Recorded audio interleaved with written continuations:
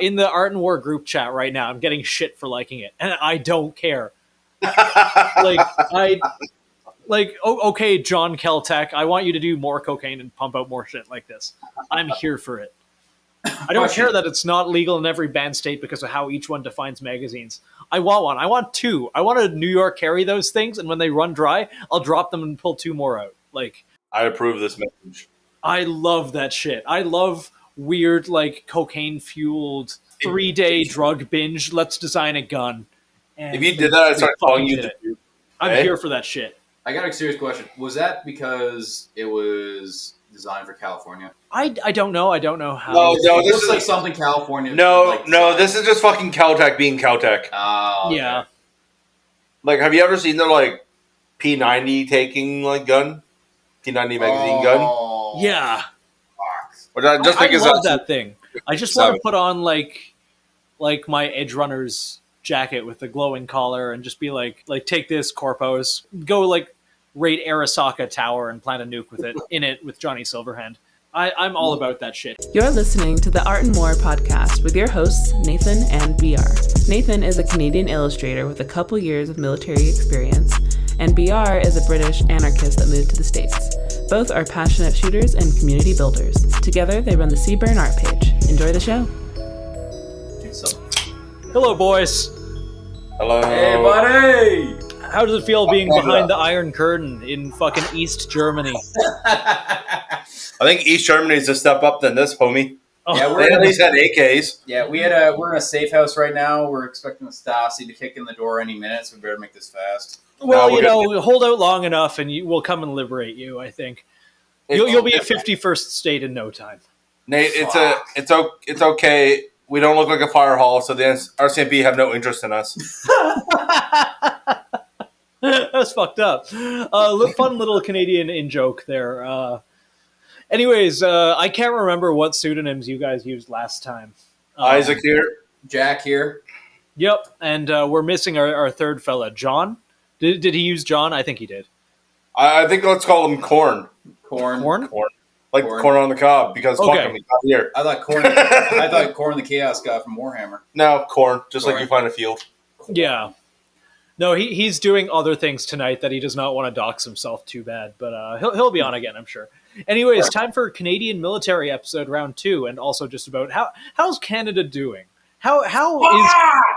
Oh God, it's so bad! It's so bad. To translate, fuck. The Canadian government is not doing a great job. I imagine there's 7 Indian people in your apartment with you, and they're all acting as the furniture. They're doing a little Haji dance over there. I don't know if I'm allowed to say that, but...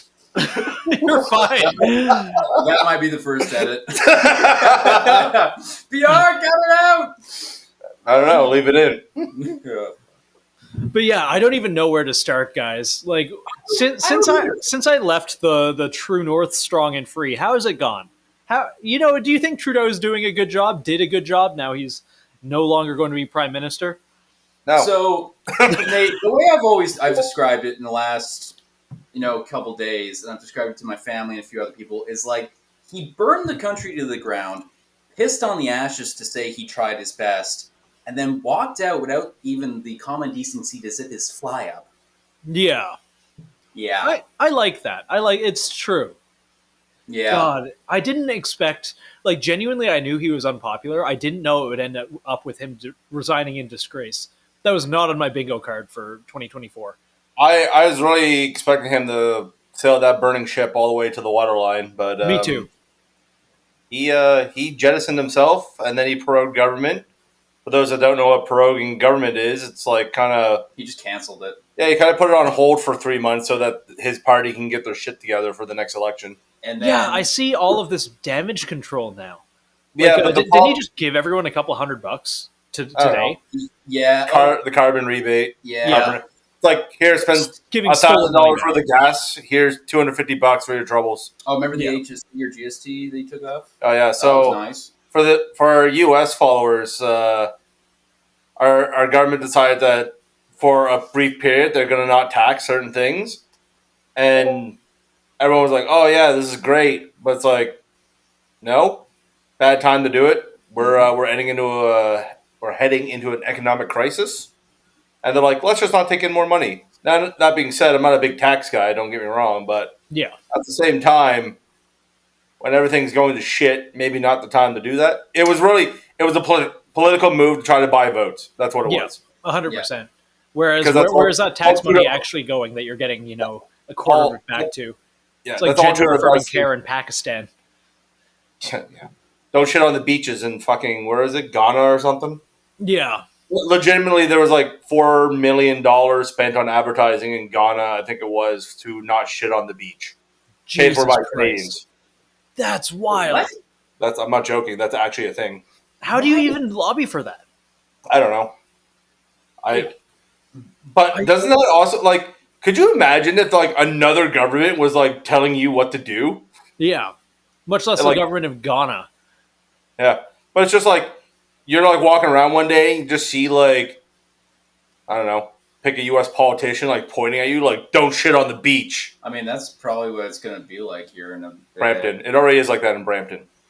No I was comment. going to say, the government spends a lot of money advertising in India to say, hey, come to Canada, which is wild to me. I didn't actually think that was a real thing. I heard multiple Indian people talk about it, though. Yeah, that doesn't surprise me. Yeah. The Trudeau on his way out there banned a whole bunch more guns in a very undiplomatic way or democratic way of just, Yeah. I'm going to sign this piece of paper and it is so because I'm the dictator. Yeah, basically Canada's version of an executive order, which is an They order can't in even council. do it. You know what's even funny is they can't even do a proper gun seizure because you know what's happening is they're all Yeah. just locked in people's safes. They actually haven't seized a single thing. No. Yeah. And I think it said now it's climbed up to about $4 billion to do this buyback because they've also included accessories Yeah, like magazines, slides, triggers, shit like that. that's wild. Oh yeah, they don't want us to be armed because, God help them if we ever actually get mad. Well, it's because a crazy guy who was. Nate, have you looked into the Nova Scotia shooting? Oh, a ton, fucking a ton. That was it's one of the reasons I'm here, my guy. That whole deep dark rabbit hole about like who's involved with the RCMP and what exactly happened. It's scary shit.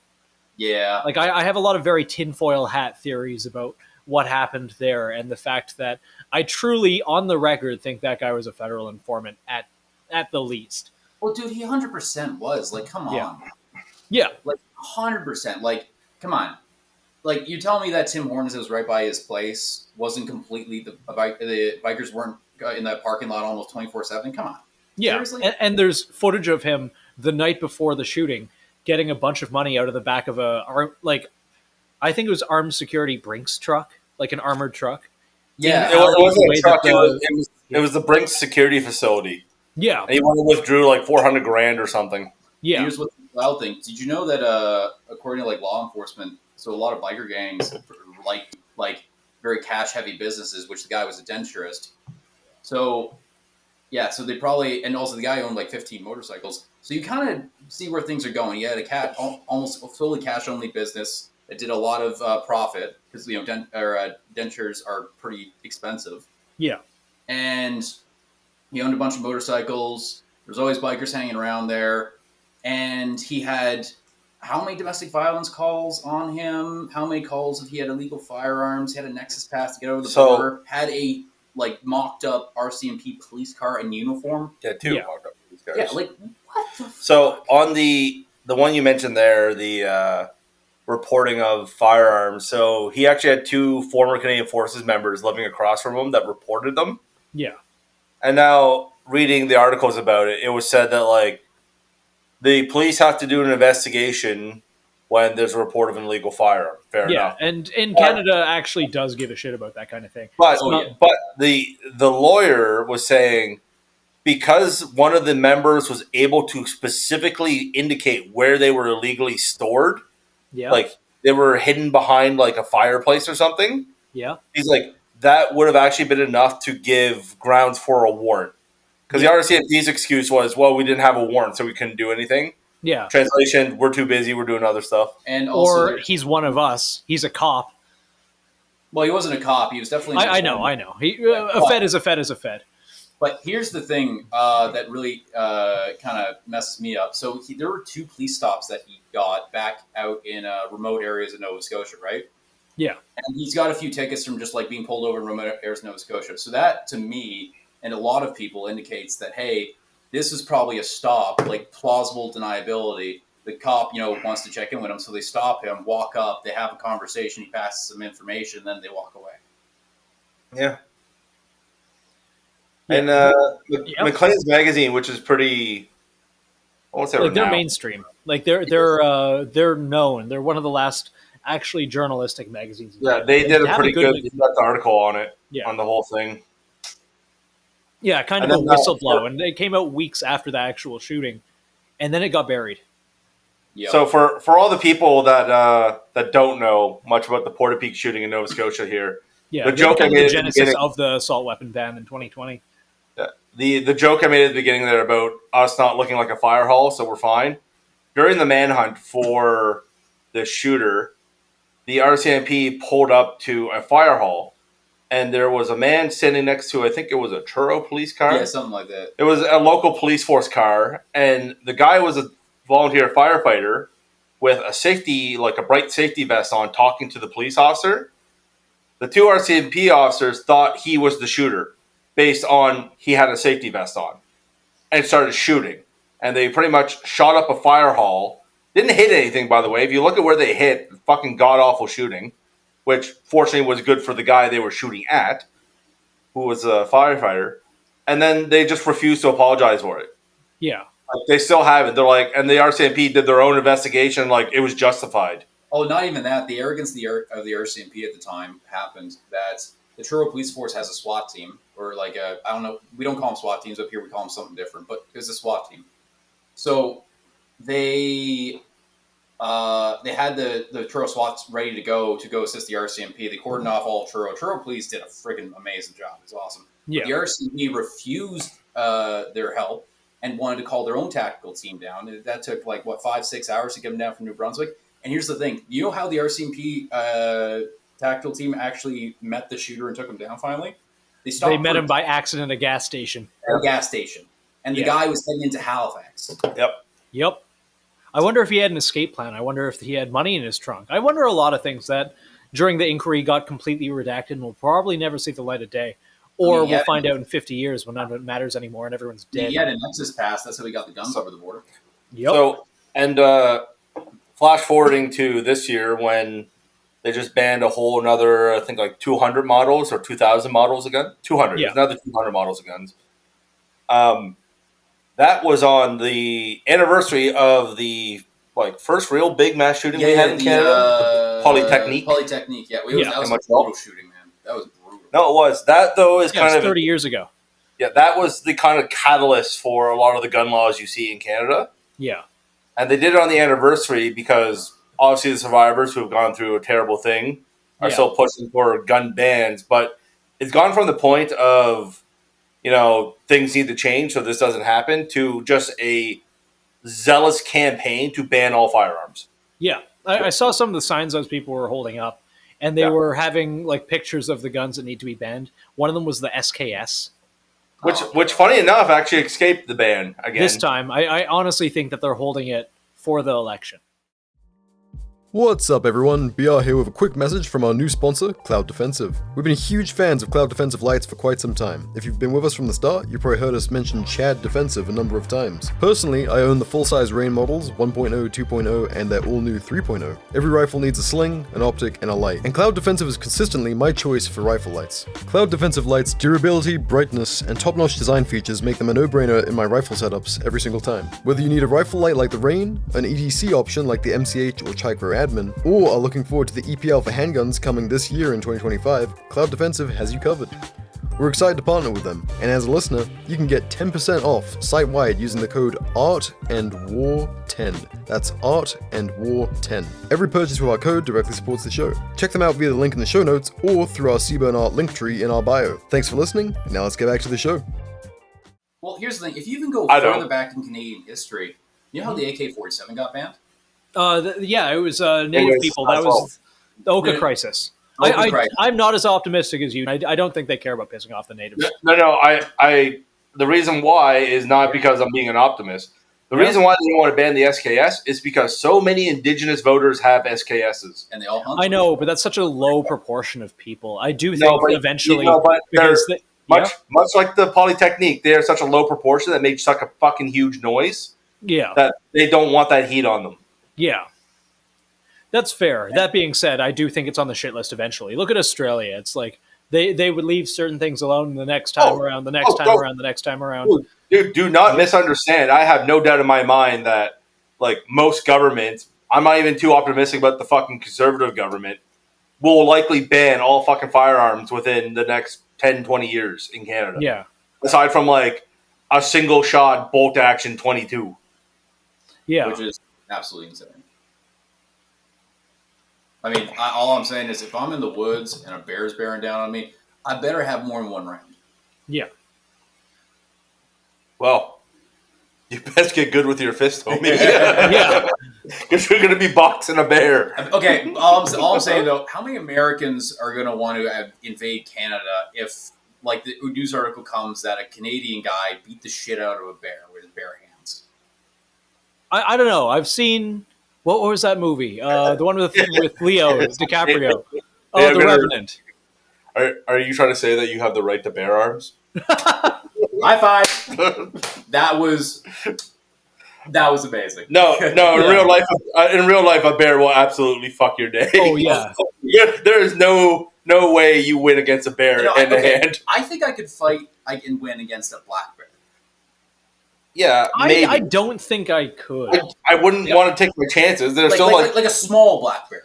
Oh yeah, you're gonna beat up the child. Yes, I'm gonna beat it. I'm gonna beat a child. You know? For legal reasons, he's making a joke about black bears. Whoa! I'm not the RCMP. We hate them. We do not like them at all. Oh man. I have some RCMP stories that I'm going to tell after the statute of limitations. There's no statute of limitations for felony offenses, so maybe I'll just never tell them. But I'm not a big fan of the RCMP as an institution. I do. Yeah. Not hate some of the officers. Some of the officers are just decent people trying to do their best. And I just hate how it's turned into kind of like all things, like the military and police and basically every government institution. You get high enough up that ladder and it becomes political. Yeah. Oh, yeah. Like, you have to play the game and you have to suck up the powers that be. And that's why I enjoy my engine rooms. Yeah. They don't try to be political. They just break. Yeah. All the time. Because the hero worships. Much like the government, they break your heart. Yeah. Well, we'll be solving that military funding problem pretty soon when we take you over as our 51st state. I'm not going to lie, Nate. Yeah. You know what I really hate about this whole situation? What? I've said for a while that I really do want to move to America, but if America ever came to me, well, I'm going to make Vietnam look like a fucking Boy Scout jamboree. Like, I'm getting punji pits and shit. I'm, like, saddling polar bears. Like, we ride at dawn, bitches. For the record, this is what he's going to call all of his specials in the whorehouse. I look I actively do not look forward to the day that we see you get hit by a drone on Instagram. I am praying for Canada to be taken bloodlessly before that has to happen. There will be blood, Nate. There will be blood. Yeah, but before we get a video of a DJI Mini strapped up with like 30 pounds of explosive just fly into you. That seems to be the way warfare is heading. It's not great. It's not fantastic. Yeah, that kind of scares the shit out of me. I can't even watch drone videos anymore because, like, you know, like how like in the dawn of the Ukraine war, like it would be brave like dudes in firefights with Russian assholes and stuff like that. Yeah. Now it just seems like a really twisted game of Call of Duty. Yeah, it's just weird. It's the gamification of like loss of life.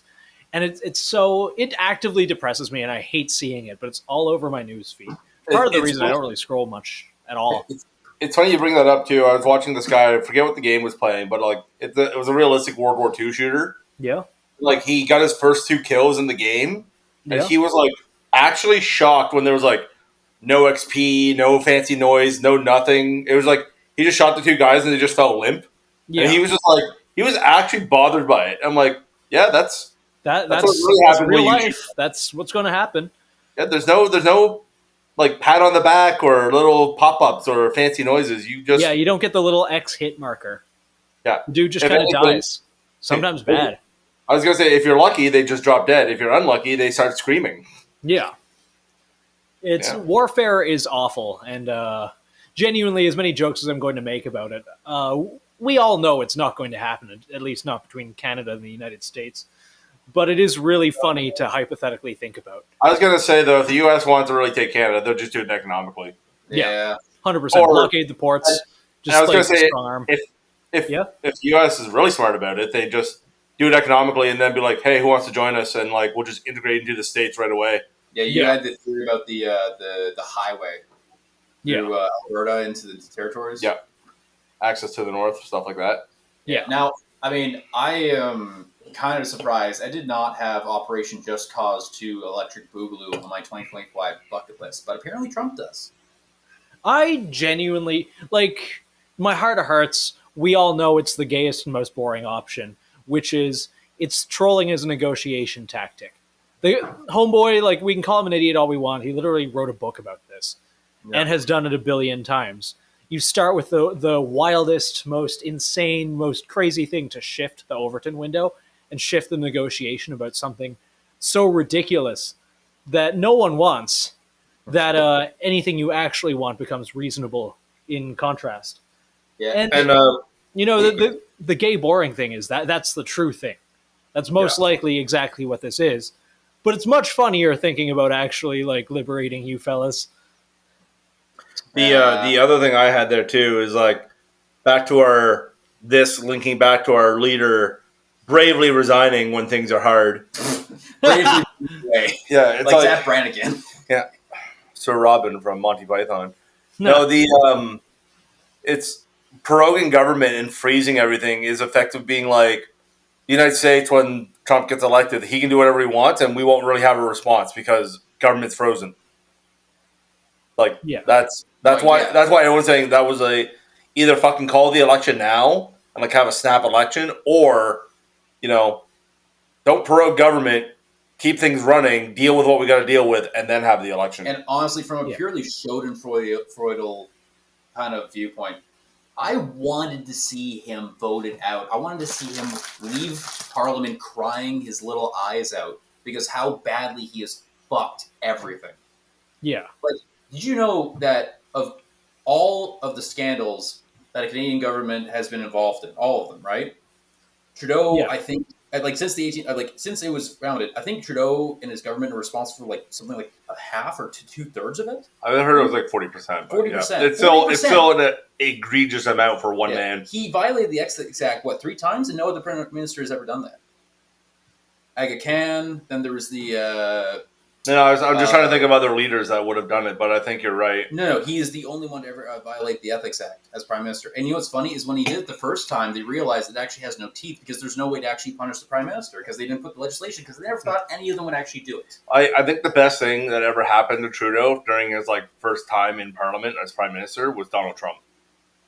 And no, hear me out, because nothing he could do would compare to what people would point out Donald Trump has done. Yeah. You know what? Blackface. That would have been a career ender for fucking anyone. He did it twice. 3 times, and he said he couldn't remember.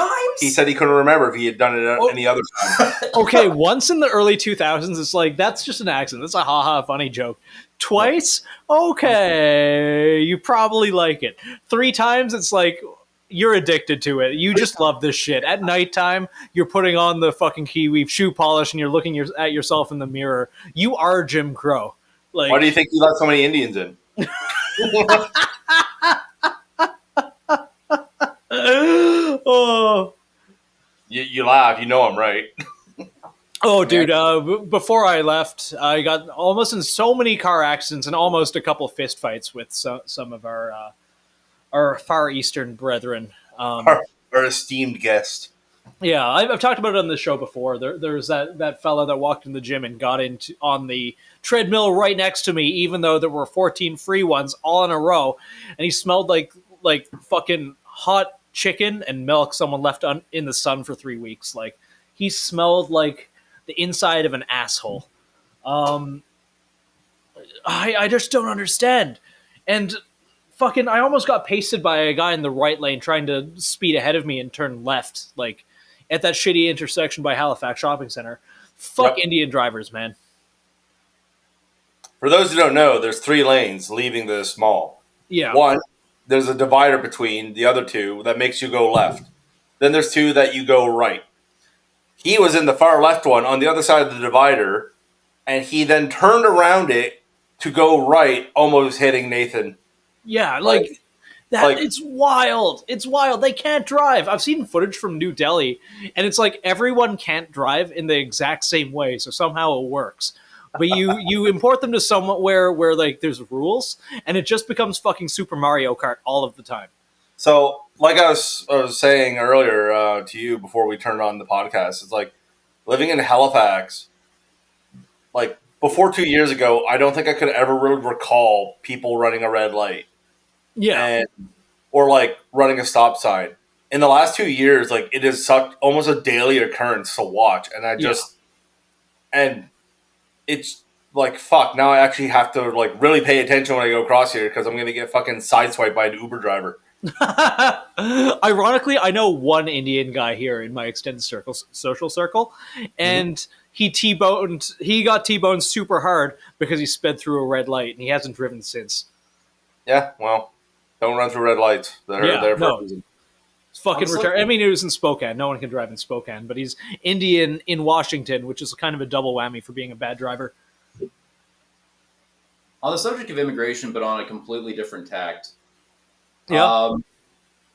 Do you know you know how many people I know that have immigrated to Canada and are either considering or have already left because the cost of living is so higher? Oh, It's Ukrainians, wild. You get It is paid half as much and pay twice more for everything. What was it? We pay European taxes for American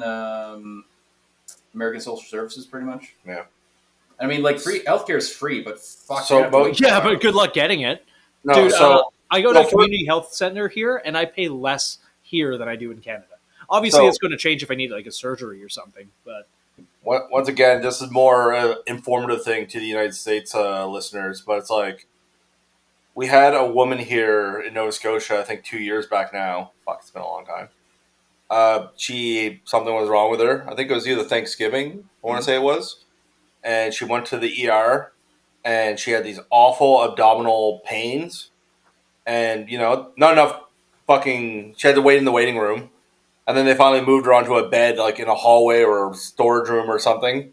Because, Yeah. there's not enough space in the fucking hospitals. And she fucking died before she actually got seen by anyone. Actually, there's been. I hate how common of a story this is. Like, It's been a few cases. yeah, But that's like, yeah, we have, I'm going to use quotations here, air quotes, we have free healthcare, but it's like, it's not accessible to people. no, not at all. So, and I think one of the European nations, one of their solutions for long wait times in the ER, which I think we should adopt, is a digital sign-in. Yeah. Where if I'm at home and I have something wrong with me, that's not like, I don't know, I got a fucking cut that needs to be taken care of, but I bandaged myself up. Yeah, It's like I can sign in and be like, hey, this is what I have, blah, blah, blah, send a photo. And then they log it and they're like, here's when you need to arrive at the ER. So that you're not fucking sitting in the ER for fucking 12 hours. yeah. You stay at home, get there like an hour before, and then get seen. Well, it's also Yeah. that we pay our nurses and doctors like shit, so they all fucking move to the States or overseas. Yeah. I mean, like, healthcare, like the bureaucrats and all that kind of stuff that are in charge of all this, they get paid fucking $100,000 a year. Nurses and doctors do not get paid that much, and they are Well- bearing the brunt of all the shit that comes through those doors. Well, the other Yeah. problem is, too, is that we actually lose a lot of our medical staff to the United States Yep. Yeah. due to a reason. And I won't say who this is in relation to me, but they are a medical professional down in the United States. They make around $350,000 US. Oh, I know who this is. Yeah, I know you do. I'm just not going to bring it up Yeah. on the Yeah, podcast. of course. This doxes you and them a little. Yeah. So they would like to come home to Canada to be with their families, but the only two places they can do what they do are in Toronto and Vancouver, which they don't want to move to. Yeah. They come back, they'll go from making their 250,000 US to 250,000 Canadian, which for the record right now is what, like 69% of an American dollar? Oh Yeah. God, something crazy. Dude, I still have my Canadian bank account, and the conversion is fucking insane. It's awful. Anyways, carrying on, and then they get taxed like 42 to 45% of what they're making. So they effectively lose a quarter, or they make a quarter of what they're making in Canada than they do in the U.S. Why the fuck would they ever want to come home? 42% sounds low too. Like It I know people is, who but- make a similar amount, they get taxed 55, 60%. Yeah, you're probably right, but I'm not sure how it works as doctors that have different tax breaks than we do. That might But- be true. One guy owns a business, the other person works in films, so I don't know if doctors and people in healthcare. But get once taxed. again, the population of fucking medical professionals, and I include the lab techs and stuff in Canada, Yeah. are probably so fucking low, the Canadian government could just be like, no taxes on them. Yeah. And it wouldn't make any dent in the tax revenue. Yeah. And for armed forces as well. With armed forces, I think we make up 0.002% of the population. So it's like, you're not losing much tax revenue off us. Plus, you tax us on every fucking thing in this goddamn country. I actually have Yeah. a controversial take on that. Guys, I'd rather forces get the tax break, not us. That's fair. Yeah, honestly, yeah. you know what my old house was like, right? Like Yeah. like around the square footage, like 3-bedroom, 2-bath, like 1.5 bath kind of thing. How much do you guys pay? Like each of your guys' places are smaller, but not that much smaller than my old place. How much do you pay for your power bills? Ooh. I'm in a condo, so I pay a flat fee. It's about $500 a month. So for mine, it varies. My power bill is normally in the 270 range. Here, Very I well. have a place about the same size as my house, Mhm. and I'm paying 70 to 80 a month. Yep, I believe that. In rural Idaho, too. Yup. So, like, I'm just thinking, like, as, like, hi, sort of not really. I'm just autistic and I have slightly engineering capabilities. Let's put it that way. So, running the line from power generation station to where you are, plus, how, like, I'm assuming your house is a little bit older, right? It's not a new build because it's in rural Idaho. And number 3, off the top of my head, just how fucking cold it gets. You're paying $70 to $80 US a month. So I think he said their climate's about the same as ours. Yeah, and so Yeah. we're in a very urban area, and what? Oh, keep in mind too, I'm also running heat and AC 100% of the time, which I was not doing in Nova Scotia. Yeah, because so of how if I did that, my power bill would be in like the 500 range. Yeah. Like I don't know what the conversion is to Fahrenheit. I keep my house normally between 10 and 15 degrees during the winter. Well, yeah, here's the thing. here I'm keeping it around 25. Well, cell phone bills too, right? Like Nate, you remember your cell phone bill in Canada? Yep. Yeah. So I was paying around 120, but I did get a unlimited, like international. I'm still in the same plan actually, because it's unlimited international and unlimited everything. Yeah. So the way this is how my understanding of it. That's actually not the government. That's the corporation that are in charge, right? Yeah. But And there's you know like why 3. but it also here where we are, the power company is private, right? Yeah. So and there's one. Unfortunately, what's happening in Canada, as much as we like to say we're sort of like semi-socialist and all that kind of stuff, especially with groceries and all that, we have these large companies that are allowed to run monopolies almost unchecked. There's no competition for them whatsoever. And as a result, they can charge whatever the hell they want to make themselves rich. And the government, I mean, we've been under a liberal government for 8 years, Yeah. has done fuck all to try to break up these monopolies. Like, Yeah. conservative government, well, yeah, you get who you vote for. Those guys are in bed with big business. But so are the liberals. I just hate the hypocrisy that they say, oh, yeah, we're all for the people and giving those tax breaks. No, they don't, because if you did, you wouldn't take all this money from big corporations to fund your campaigns and get jobs out of politics. You would break those monopolies up, drive the costs down, and maybe we could actually afford something. Like, listen, I make about $75,000, $80,000 per year, right? Yeah. I should not be standing in a grocery store, not even an expensive grocery store, a cheap grocery store, looking at the Hellman's mayo and the fucking off-brand mayo and getting the off-brand mayo because I'm worried to spend another $1 on the fucking Hellman's. Yeah. That should not be fucking happening. No, Jesus. Fucking, I know that's the most fucking white trash condiment ever, but like, come on, I like fucking mayonnaise. So for Yeah. our American viewers, he makes about $49,000 US a year. Yeah. The conversion rate's very bad because Canada's economy is in the toilet. Yeah.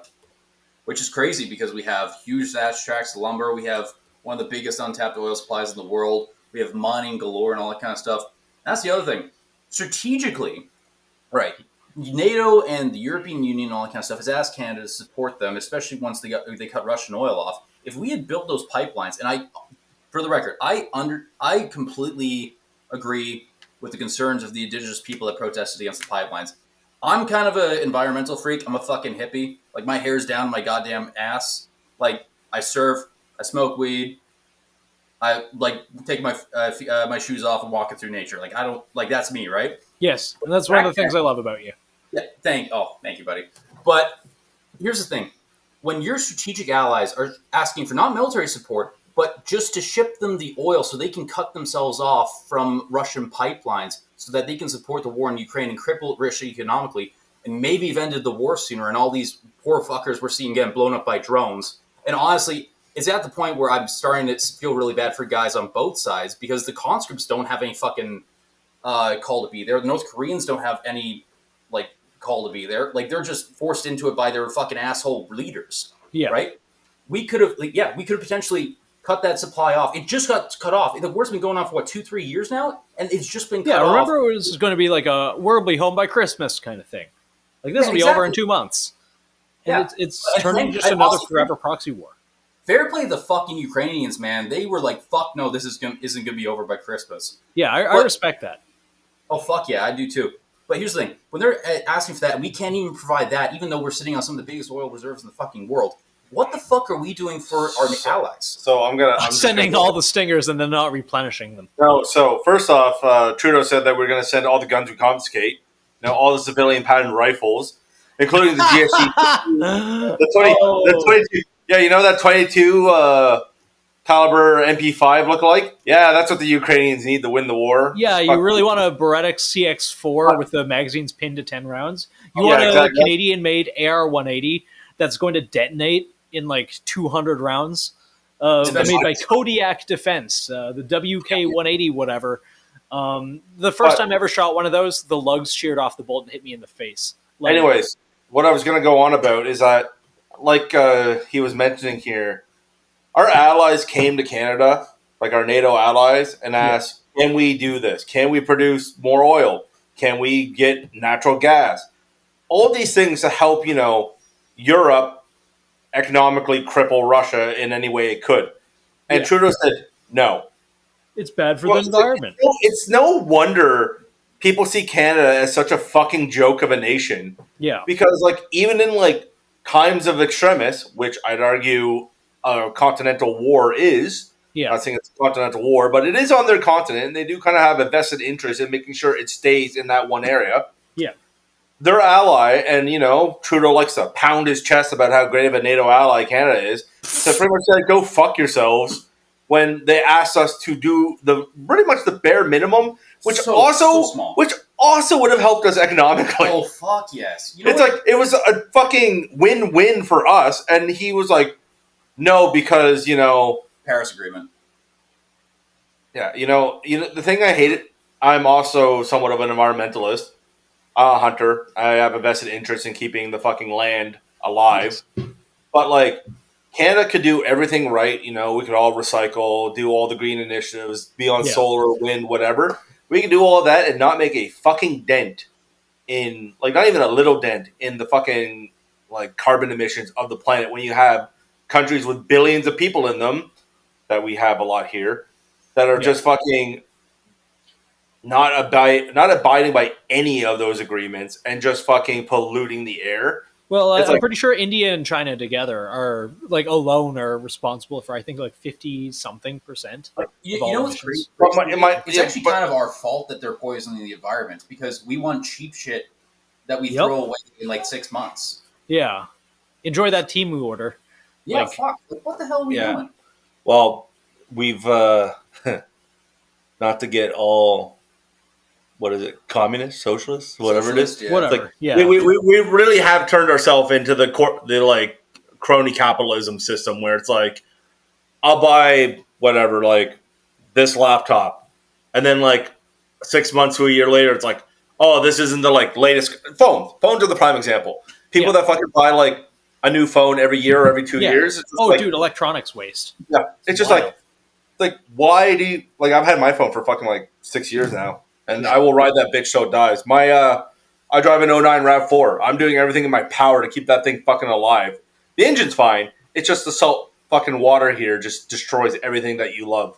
Yeah. One day my homie here will be taken by the salt, and it saddens me. Everyone return to salt. Putting up on my ass. Yeah. Wait, here's the other thing. So I don't know if you were aware that Canada wanted to go to all electric by what, like 2027, 2028? Yeah, it's not going to happen.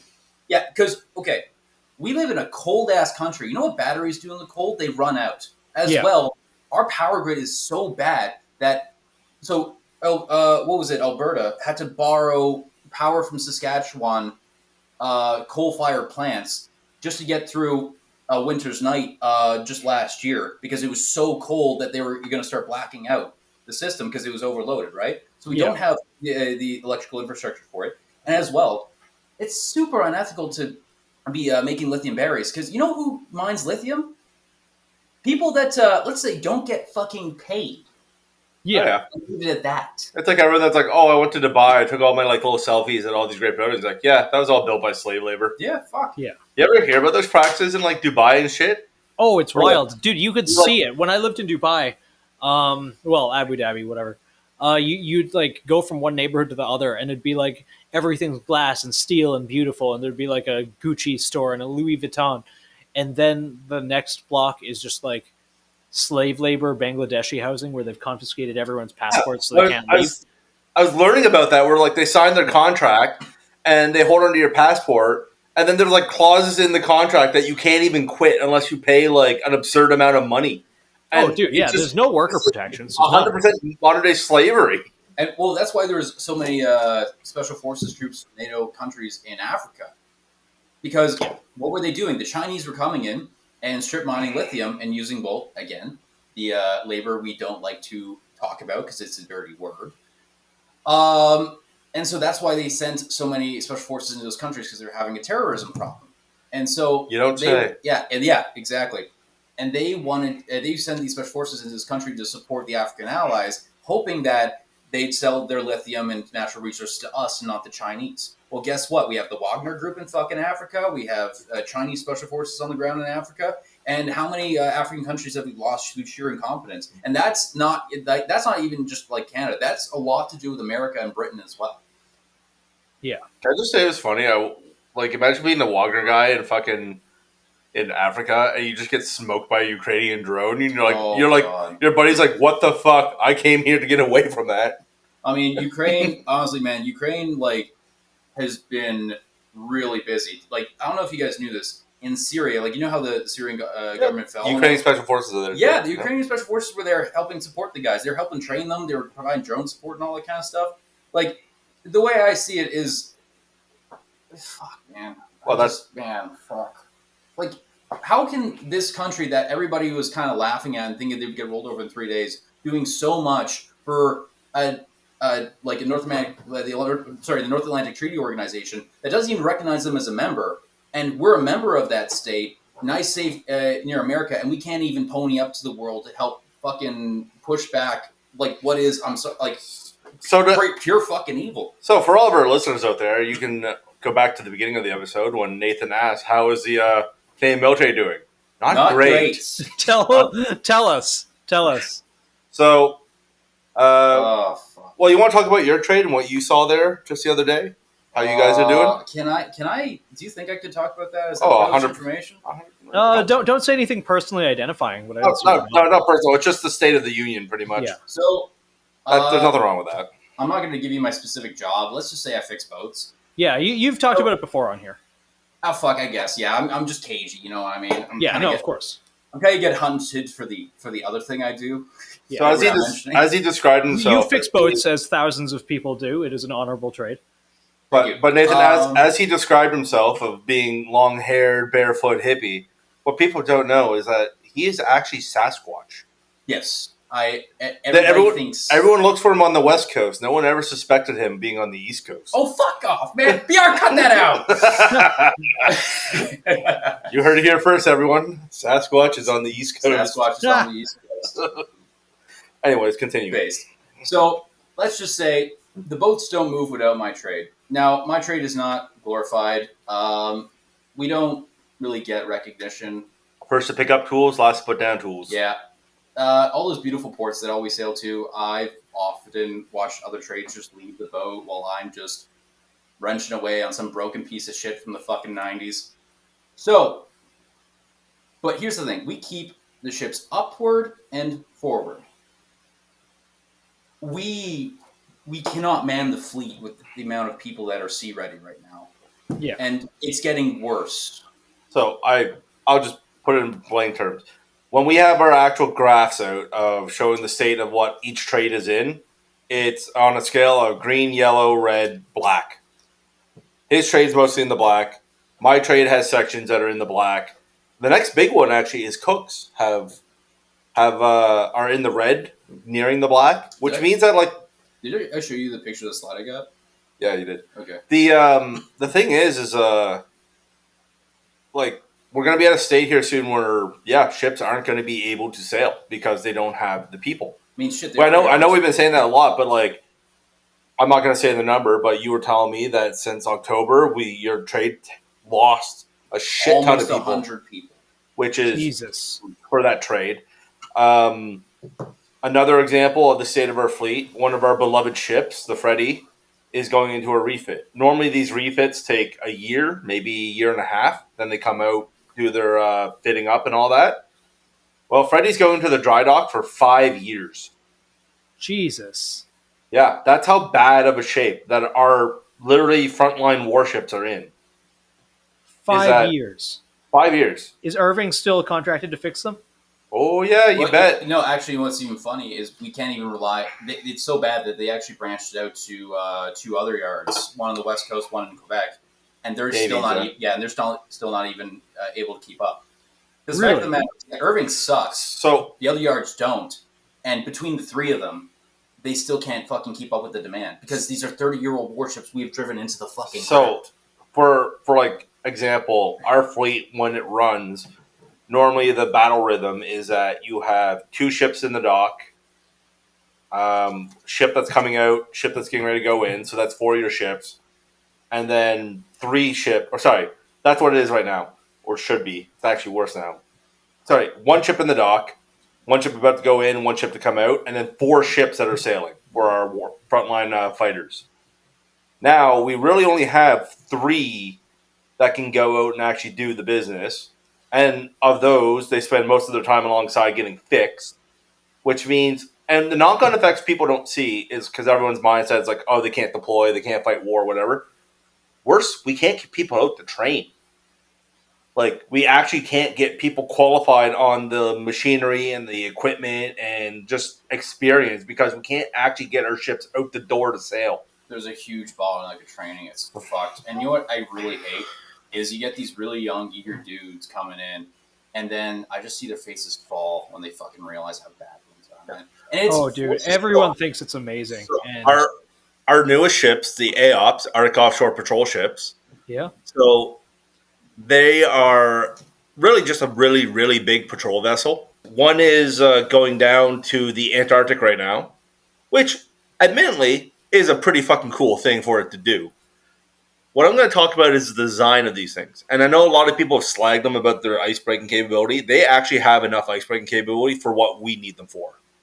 So I'm not going to slag on the ice-breaking because they can do it pretty well for what they do. What I am going to say is that those ships have an incredible amount of fucking extra space on board. So, Canadian Navy, doing what the Canadian Navy does best, we made it have a core crew of 65 and put a 20-person embarked forces mess on board, meaning the ship's supposed to sail with 85 people tops. Well, instead, we've just fucking chocked it full of fucking cots and other things, sticking people at every little corner we could, to the point that the shit handling system on board can't actually support the amount of people they're putting on board those ships. Oh, fuck. Are you So- fucking serious? I'm not joking. Oh, So it no. actually becomes a liability when they go to the Arctic because you can't pump your shit water overboard, even if it's treated. So you have to store it on board till you get out of the Arctic region. Then you pump it, or you go alongside and pump it there. For those that you don't know, the Arctic is considered what is called a protected zone, so nothing can go over the side according to our environmental regulations. Point being is that instead of building a ship, knowing that we were going to probably use these to try to train a lot of people and whatever, instead of building a ship to actually accommodate more people than actually required for core crew, we just went with the bare minimum because that's what we do when we put in our request. We put in we needed to have this many core crew plus this many embarked forces. That's what they did. And they probably at the time thought it would be enough. But yeah, now we just shove people in every fucking space, put them on a cot, and send them to sea. And now the opposite, they get affected by weather, probably not as bad as like MCDB. But like, imagine being on a cot and you're actually What in. would the American equivalent of an MCDB be? That's a good question. They Probably don't have one. they do the minesweepers. They're actual Yeah, but the minesweepers. actual minesweepers. Actual minesweepers would be it. So here's a prime example of why the Americans are a tier 1 force and we are like a tier 8 force or something. 9. Yeah. When they send their minesweepers overseas to do their actual minesweeping mission, they don't sail their little tiny boats across the fucking Atlantic because that's not what they're built to do. Because sea states actually have an effect on hulls, and little hulls get the shit beat out of them. How many MCVs we almost lost to sea? Lots. Fuck. Uh, It's close. It's become so fucking close. The boys were almost going down. Anyways, the Americans put their little ships onto a big ship, take them across the sea like you're supposed to, and station them over there so they can do their mission and stay close to shore. The original design of our coastal defense vessels, which once again, Canada being Canada, we wanted a patrol boat and a minesweeper, two very different mission sets, and we're like, just stop them together, call it a day. Fucking dumbest decision. Yeah. Yeah, we'll just sail them across the fucking Atlantic and hope for the best. They were meant to stay within 50 miles of shore. Jesus. Yeah. That makes sense, though. I remember you on MCDVs getting deployed like across the ocean in those things. Oh, yeah. Coming back from the Caribbean once, we hit some really rough seas because we went through the tail end of a hurricane because that's smart. Yeah. One of the waves ripped a fucking locker off the front of the ship. Just bolted down, steel locker, ripped it clean off. And it was like, this is fine. What could that do to a human being, I wonder? Kill you? Yeah. Or like, good luck getting picked up if you fall overboard. Oh, yeah. Legitimately, one of our SOPs was to, if someone is overboard in really rough seas, you kick a life raft over for them and hope they get to it. Yeah. Which is really depressing. But have you ever had a man overboard? Not for funsies. Once. Isaac has. I thank fuck have not. Funny enough, I'll just talk a little bit about man overboards in the Navy. They only happen when you're doing certain evolutions, mostly boat work, because when you're taking the boat out of the water, it's kind of the most dangerous because waves can hit the boat. Yeah. Or people are on the ladders and they get knocked off the ladder. Or, the only other time that you really have mans overboard is when people want to die, and they will throw themselves over the side. It is sadly happened sometimes. That is unfortunate, but I hear that on ship depression is a really big thing. Oh yeah. And the thing is, there's not a lot you can do. Yeah. But what we can do, funny enough, is our best tool to finding people in the water is actually our Sea Whiz. Really? The thermal imaging camera. The thermal imaging camera on that is so good. The thermal actually makes sense. Yeah. It's just it's just funny to know that if you're in the water actually wanting rescue, just know there's probably a 6-barrel 20 mil pointed at you. Yeah, I've seen those track like cats on the shore. It's kind of wild. Anyways, the one I had was we were recovering a boat and a wave just hit the front of it, brought the boat up almost probably 80, 90 degrees. Yeah. And the person up front, she fell out and her life jacket didn't deploy. Oh, fuck. So what saved her life was the man overboard dummy we used with a life jacket on it. Really? How so? She held on to that, and we eventually got to her. Won't go too much into the detail, but the captain kind of foobarred the whole evolution. But we got there, and then our rescue swimmer almost got ran over by the ship. So that was great. Yeah, it was not a good time. That guy is a fucking good swimmer. He is. Yeah. He's a fucking hero. Fucking unit. But the fucking thing that really stuck with me was that it was the first time probably most people on that ship legitimately heard someone scream for their life. Yeah. And our captain was just like, it's not a big deal. I'm like, What? Yeah, he said it wasn't a big deal. And I was like, it's a pretty fucking big deal, sir. Like, no regular human hears people screaming for their lives like that. And having things go so horribly wrong during something that's supposed to be just so routine. Yeah. That's wild to me. That's fucked up. Yeah, so... But, go back to kind of talking about morale and the forces, right? Oh, fuck. Yeah. But because the CO didn't want this to be... He was saying it wasn't a big deal, and he was adamant it wasn't a big deal. And the Commodore agreed it wasn't a big deal. Why is everyone so upset? Because, people lose... like we said, people get up high and they lose sight of what's real. And fucking... Of course the crew thought this was a fucking big deal. And... They didn't think that they were valued anymore because, we dropped the person off. We went back out. That's that. But what mattered was because the CO didn't want to do any of the reports that would go with that, if it had been a big deal to him, we couldn't put the fucking swimmer up for honors and awards. That's insane. Yeah. So that's like, okay, this guy did something fucking incredible by letting go of the lifeline, swimming out into the fucking Atlantic by himself, grab this person. One of your people. And the CO is like, not a big deal. We'll give him a coin. It's like, that stuck with him. That stuck with the crew. And then, as you know, that it goes through because people tell these stories. People go to different ships and it spreads and spreads and spreads.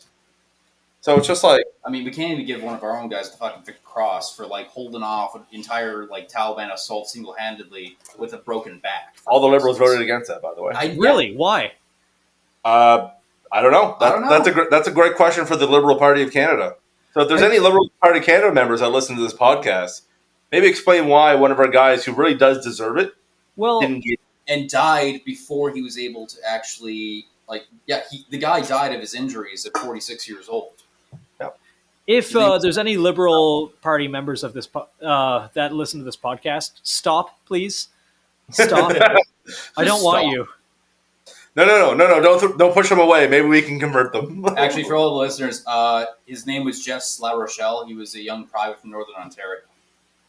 Yeah. And, okay, give you an idea how badass this guy was. He held off the Taliban assault, carried his guys to the, on the ramp ceremony to the C-130 before he ever sought medical attention for his broken back.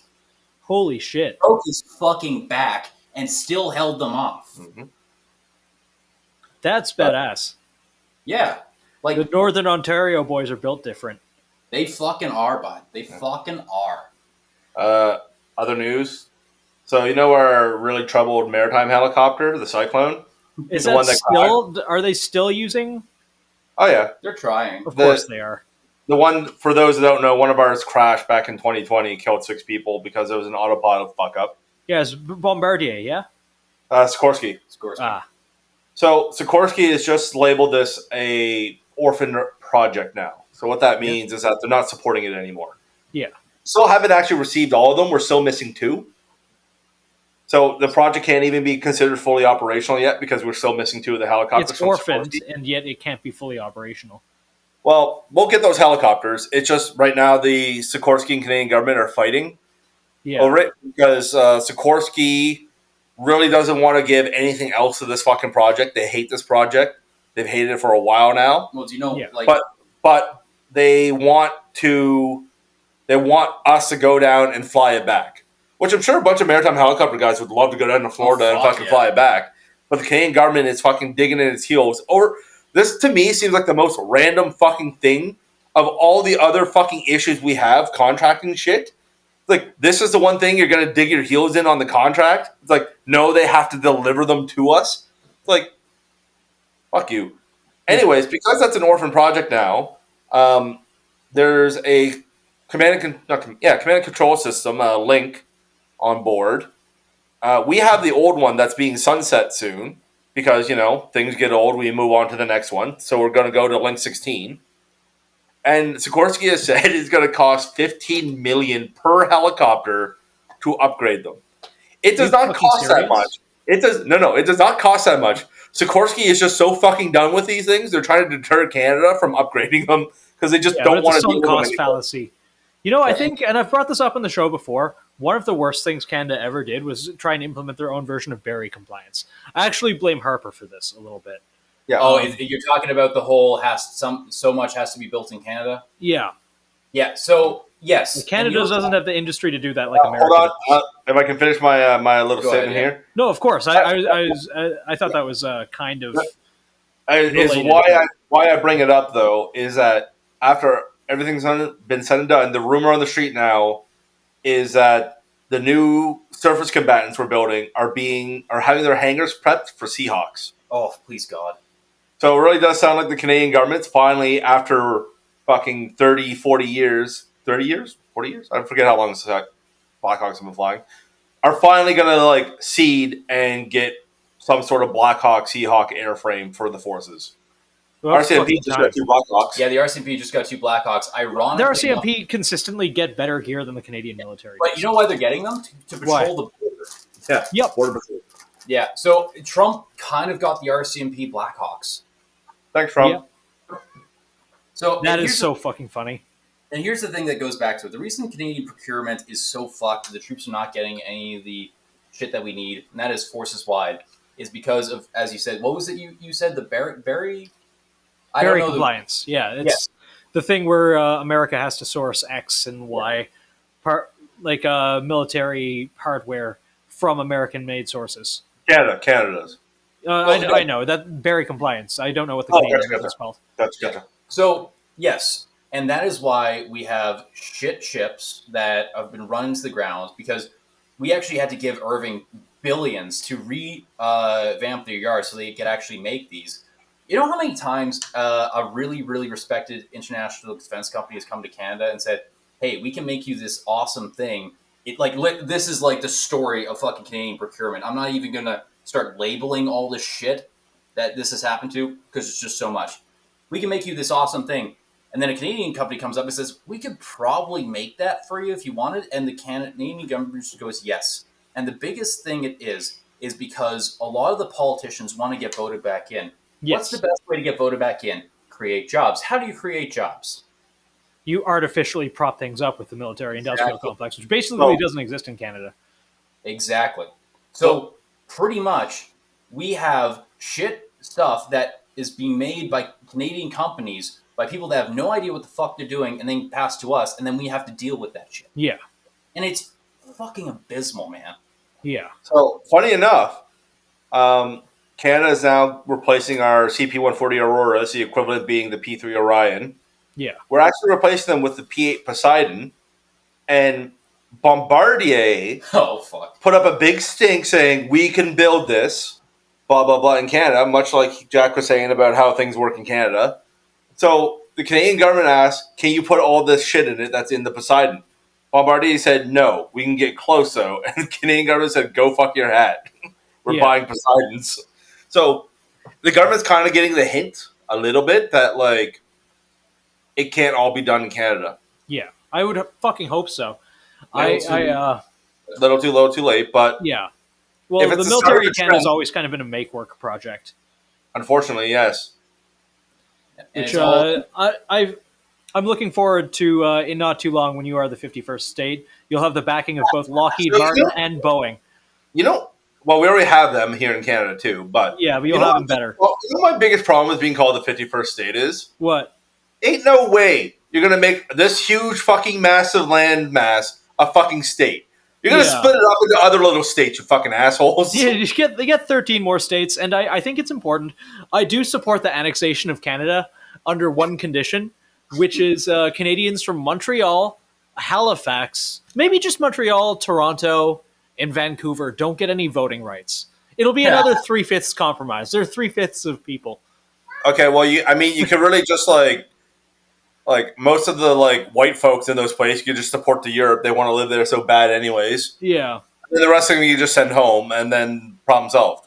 Yes, and then just go take the oil. Take the oil. Well, you fuckers don't even have to invade us to do that. You fuckers could just like Alberta, you want in, and Alberta would be like, "Fuck yes, Yeah, hell yeah, brother." hell yeah, brother." And then the Yukon would be like, "Well, we may as well too. We're here." Yeah. Like you just like promise the indigenous up north like industry, and they'll be like, "Hell yeah, brother." And then boom, you now have the North and Alberta. Yeah. My mind jumps to just like as funny as it would be, I really don't want Canadians voting in American elections as much as silly as I think voting is anyway. I think I like the other one too, where like someone was saying Trump was going to say any like right wing leaning person can come to the United States under like a refugee visa. That's so fucking funny. I didn't hear that one, but that is hilarious. That is prime level trolling. Yeah, I know. But here's the thing that really bothers me about the whole first state thing. It kind of puts into a very, very, very brutal picture just how far Canada's reputation has fallen as a nation.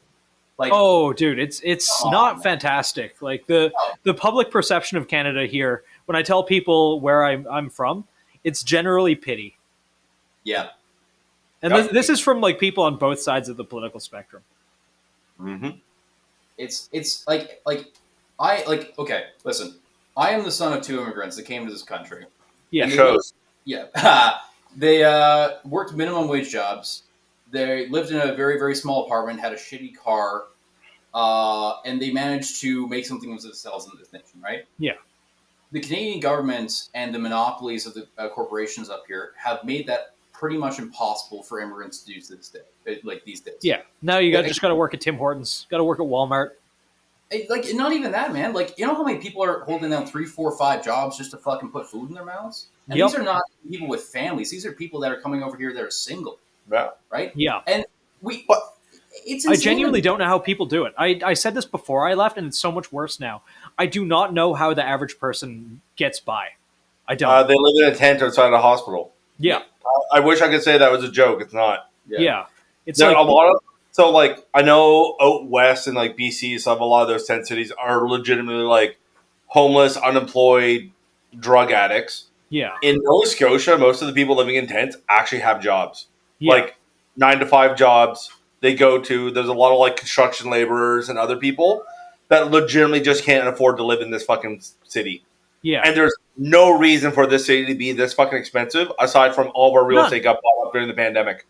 No, actually, that and importing an amount of people that is just completely unsustainable. There's also a very unsaid part of this all, which is that because of Canada's lax laws, a lot of international criminal organizations have moved into Canada and are using the real estate as money laundering operations. Like they think they predict that if the triads and all the criminal gangs in British Columbia.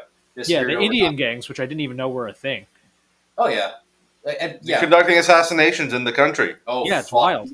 On that. But, holy shit. Anyways, continue your point there. Yeah, the entire housing economy in British Columbia would collapse because it's all held up by fucking foreign, like, crime money, pretty much. Like, they have criminal syndicates that are allowed to run wild in Canada. Like, you know how many car thefts there are in the Greater Toronto area? Oh, dude, it's wild.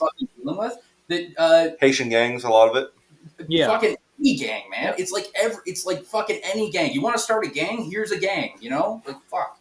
Yeah. The other thing is too, I love listening to people when they bitch about like, well, why aren't the teens like they used to work now they're out like fucking doing nothing and causing trouble, blah blah blah. It's like, well, they can't get a fucking minimum wage job anywhere to save their fucking life. And minimum wage is like. Okay, so here minimum wage is $7.25, but like no one makes $7.25. You get an entry level job, you're making like 14, 15, 16 an hour. starting. American, by the way. In Halifax, everyone was making $11.25, which is the minimum wage. Yeah, what's the minimum wage now? It's like 14. Yeah. Yeah, and I bet it being stuck to that 14 still enough to make not enough to make it anywhere. I was living paycheck to paycheck, making it 20. Yeah, that's like the equivalent of making like $8.40 United States. Yeah, it's wild, and things cost more. Rent costs more. I pay less here than you do for your average place. I got a big 2-bedroom, 3-bathroom for $1,200 with pets. Dude, like, I'm just gonna use cat food. I just bought another bag of cat food there for Barrett. Yeah, and like he's a Maine Coon, so I get the Maine Coon food. In the last year, it's gone up $20. that's wild.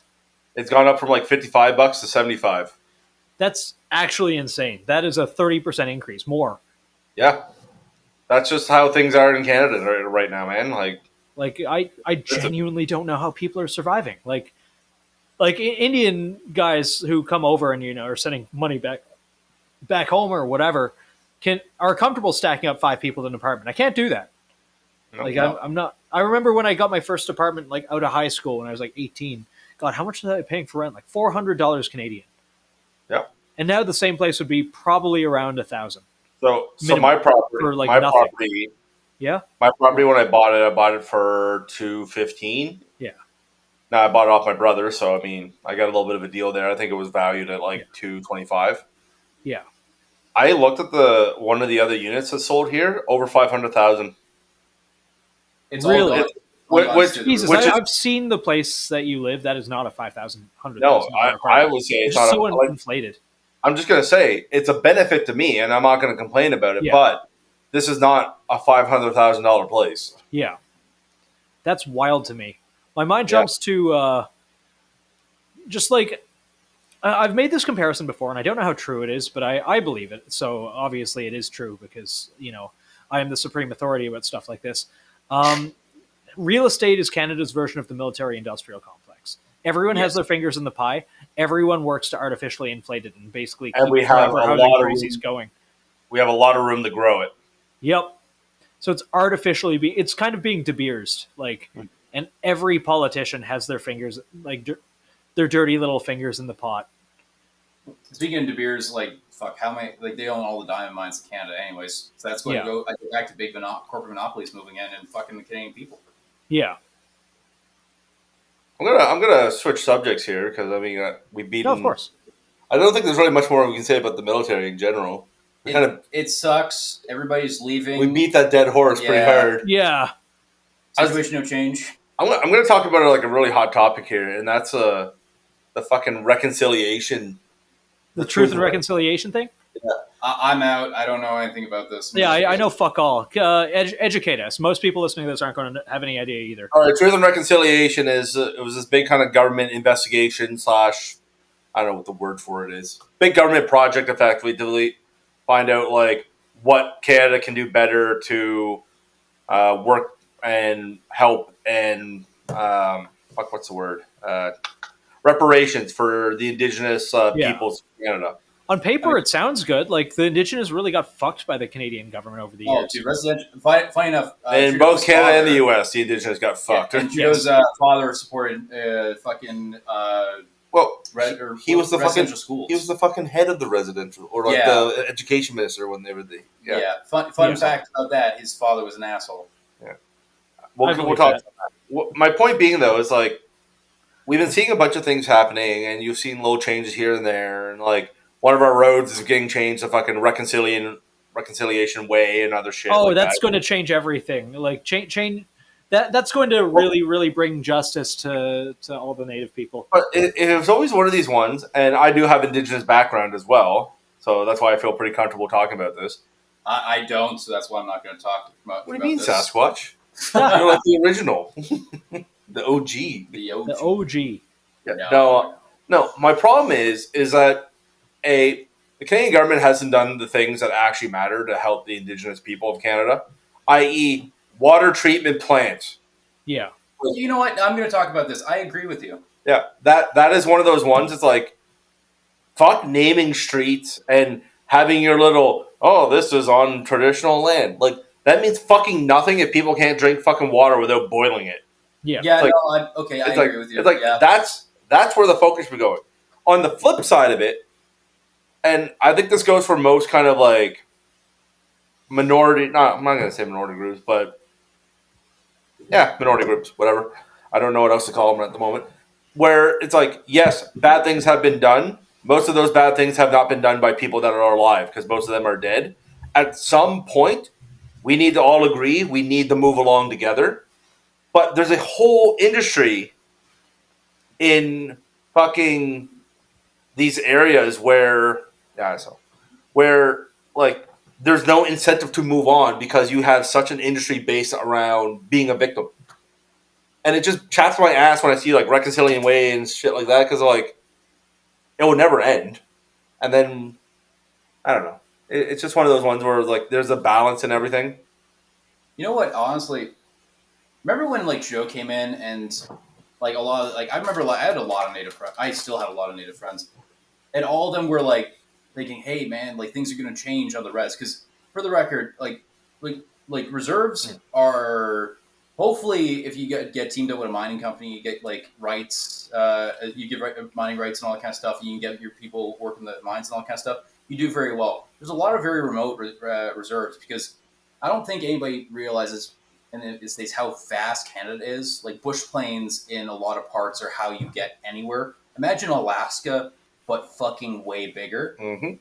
So a lot of these remote northern reses have horrendous fucking drug and alcohol problems. And that's all based on the generational trauma that comes through the residential schools that their parents had to go through, where they're stripped of their culture, beat the shit out of, often sexually assaulted, and just treated like subhumans, right? So all that coalesces down into, well, you know, people are going to be really fucking traumatized and they're going to seek a way to numb the pain.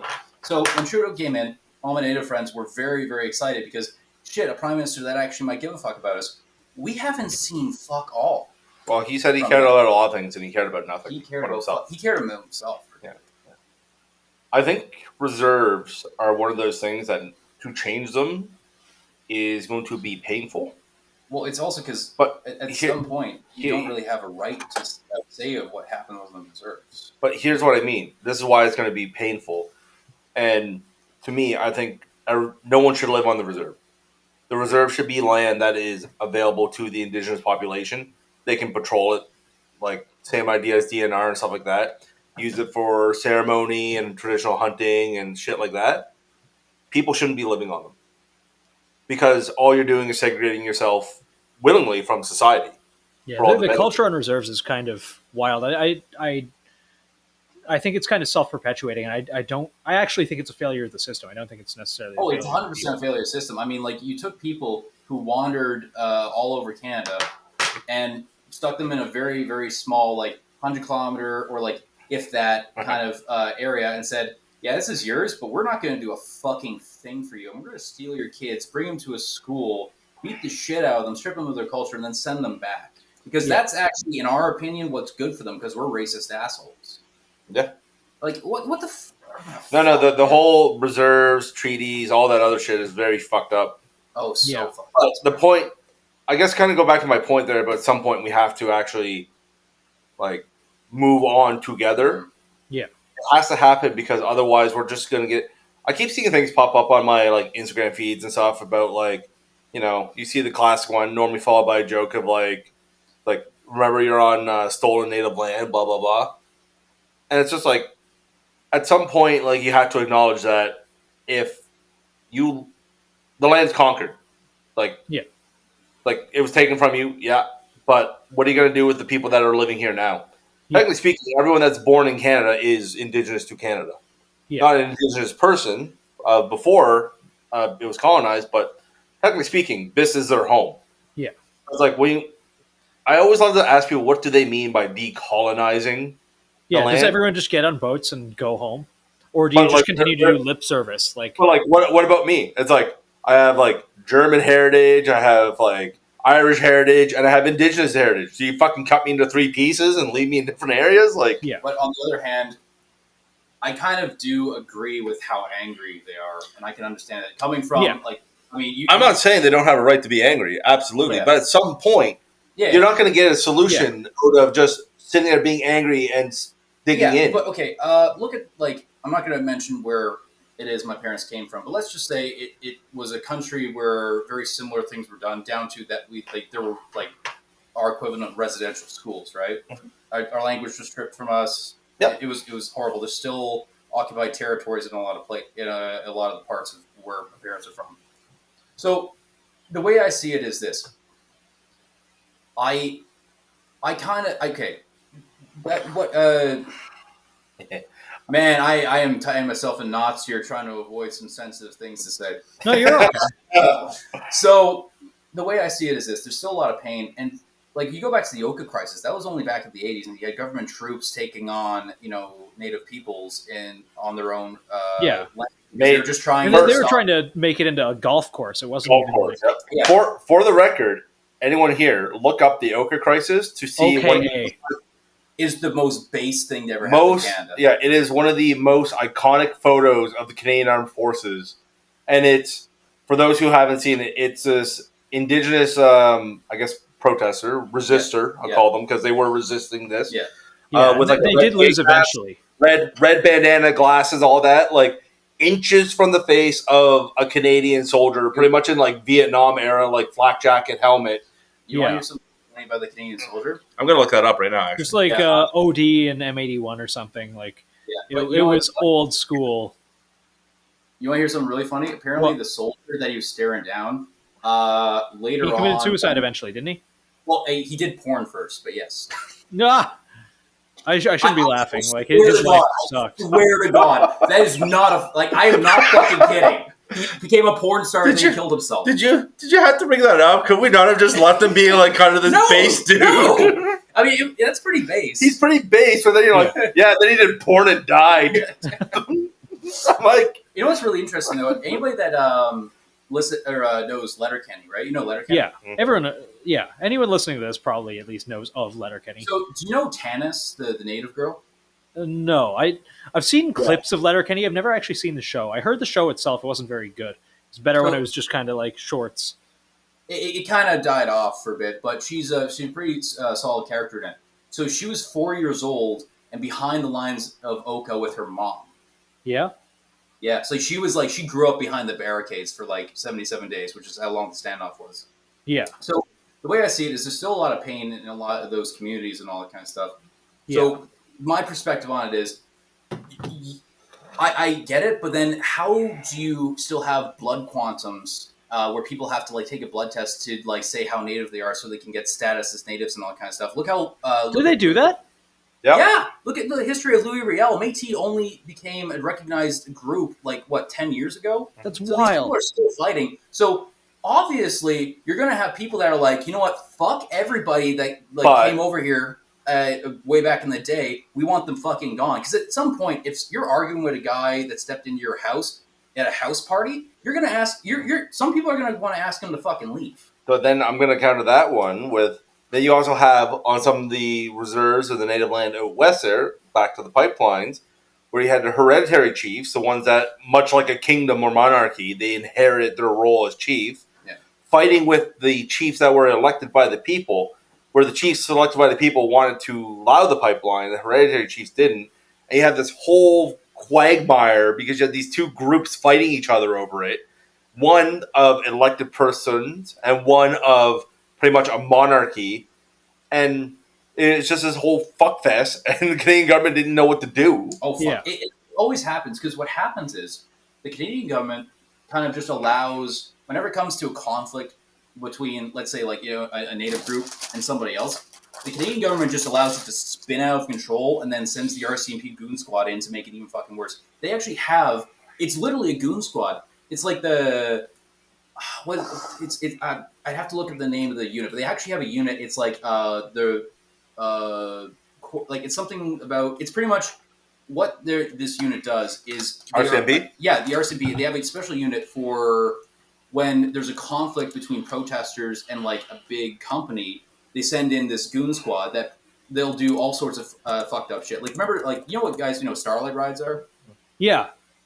So for the viewers, so this was a practice done in a lot of places where the RCMP would pick up a native person that was drunk, drive them out into the middle of nowhere, kick them out of the car, and let them freeze to death. Yeah, and that was Because common. Yeah, it was insanely common. Yeah, I think it still happens. They still do that to a degree. What they do is they'll arrest the protester, not give him any rights, drive him like 100 kilometers down the road or something like that, and kick him out of the car. Yeah, that's insane. Yeah, it is. Yeah.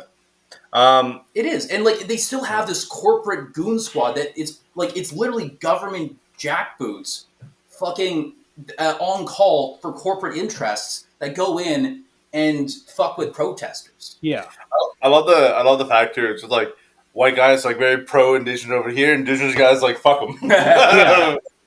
No, but kind of a similar thing actually done in the Northwest Territories is that what happens a lot and why there's such a fucking crumbling system for indigenous peoples is families will pretty much disown, like they can end up disowning like a son or something or a daughter that's getting caught up in drugs or other things. Yeah. And when they get arrested, the RSMP either have to return them to their reserve or to Yellowknife. One of the two. Yellowknife's the capital of the Northwest Territories. Yeah. And a lot of times the families will be like, we don't want them back, leave them in Yellowknife.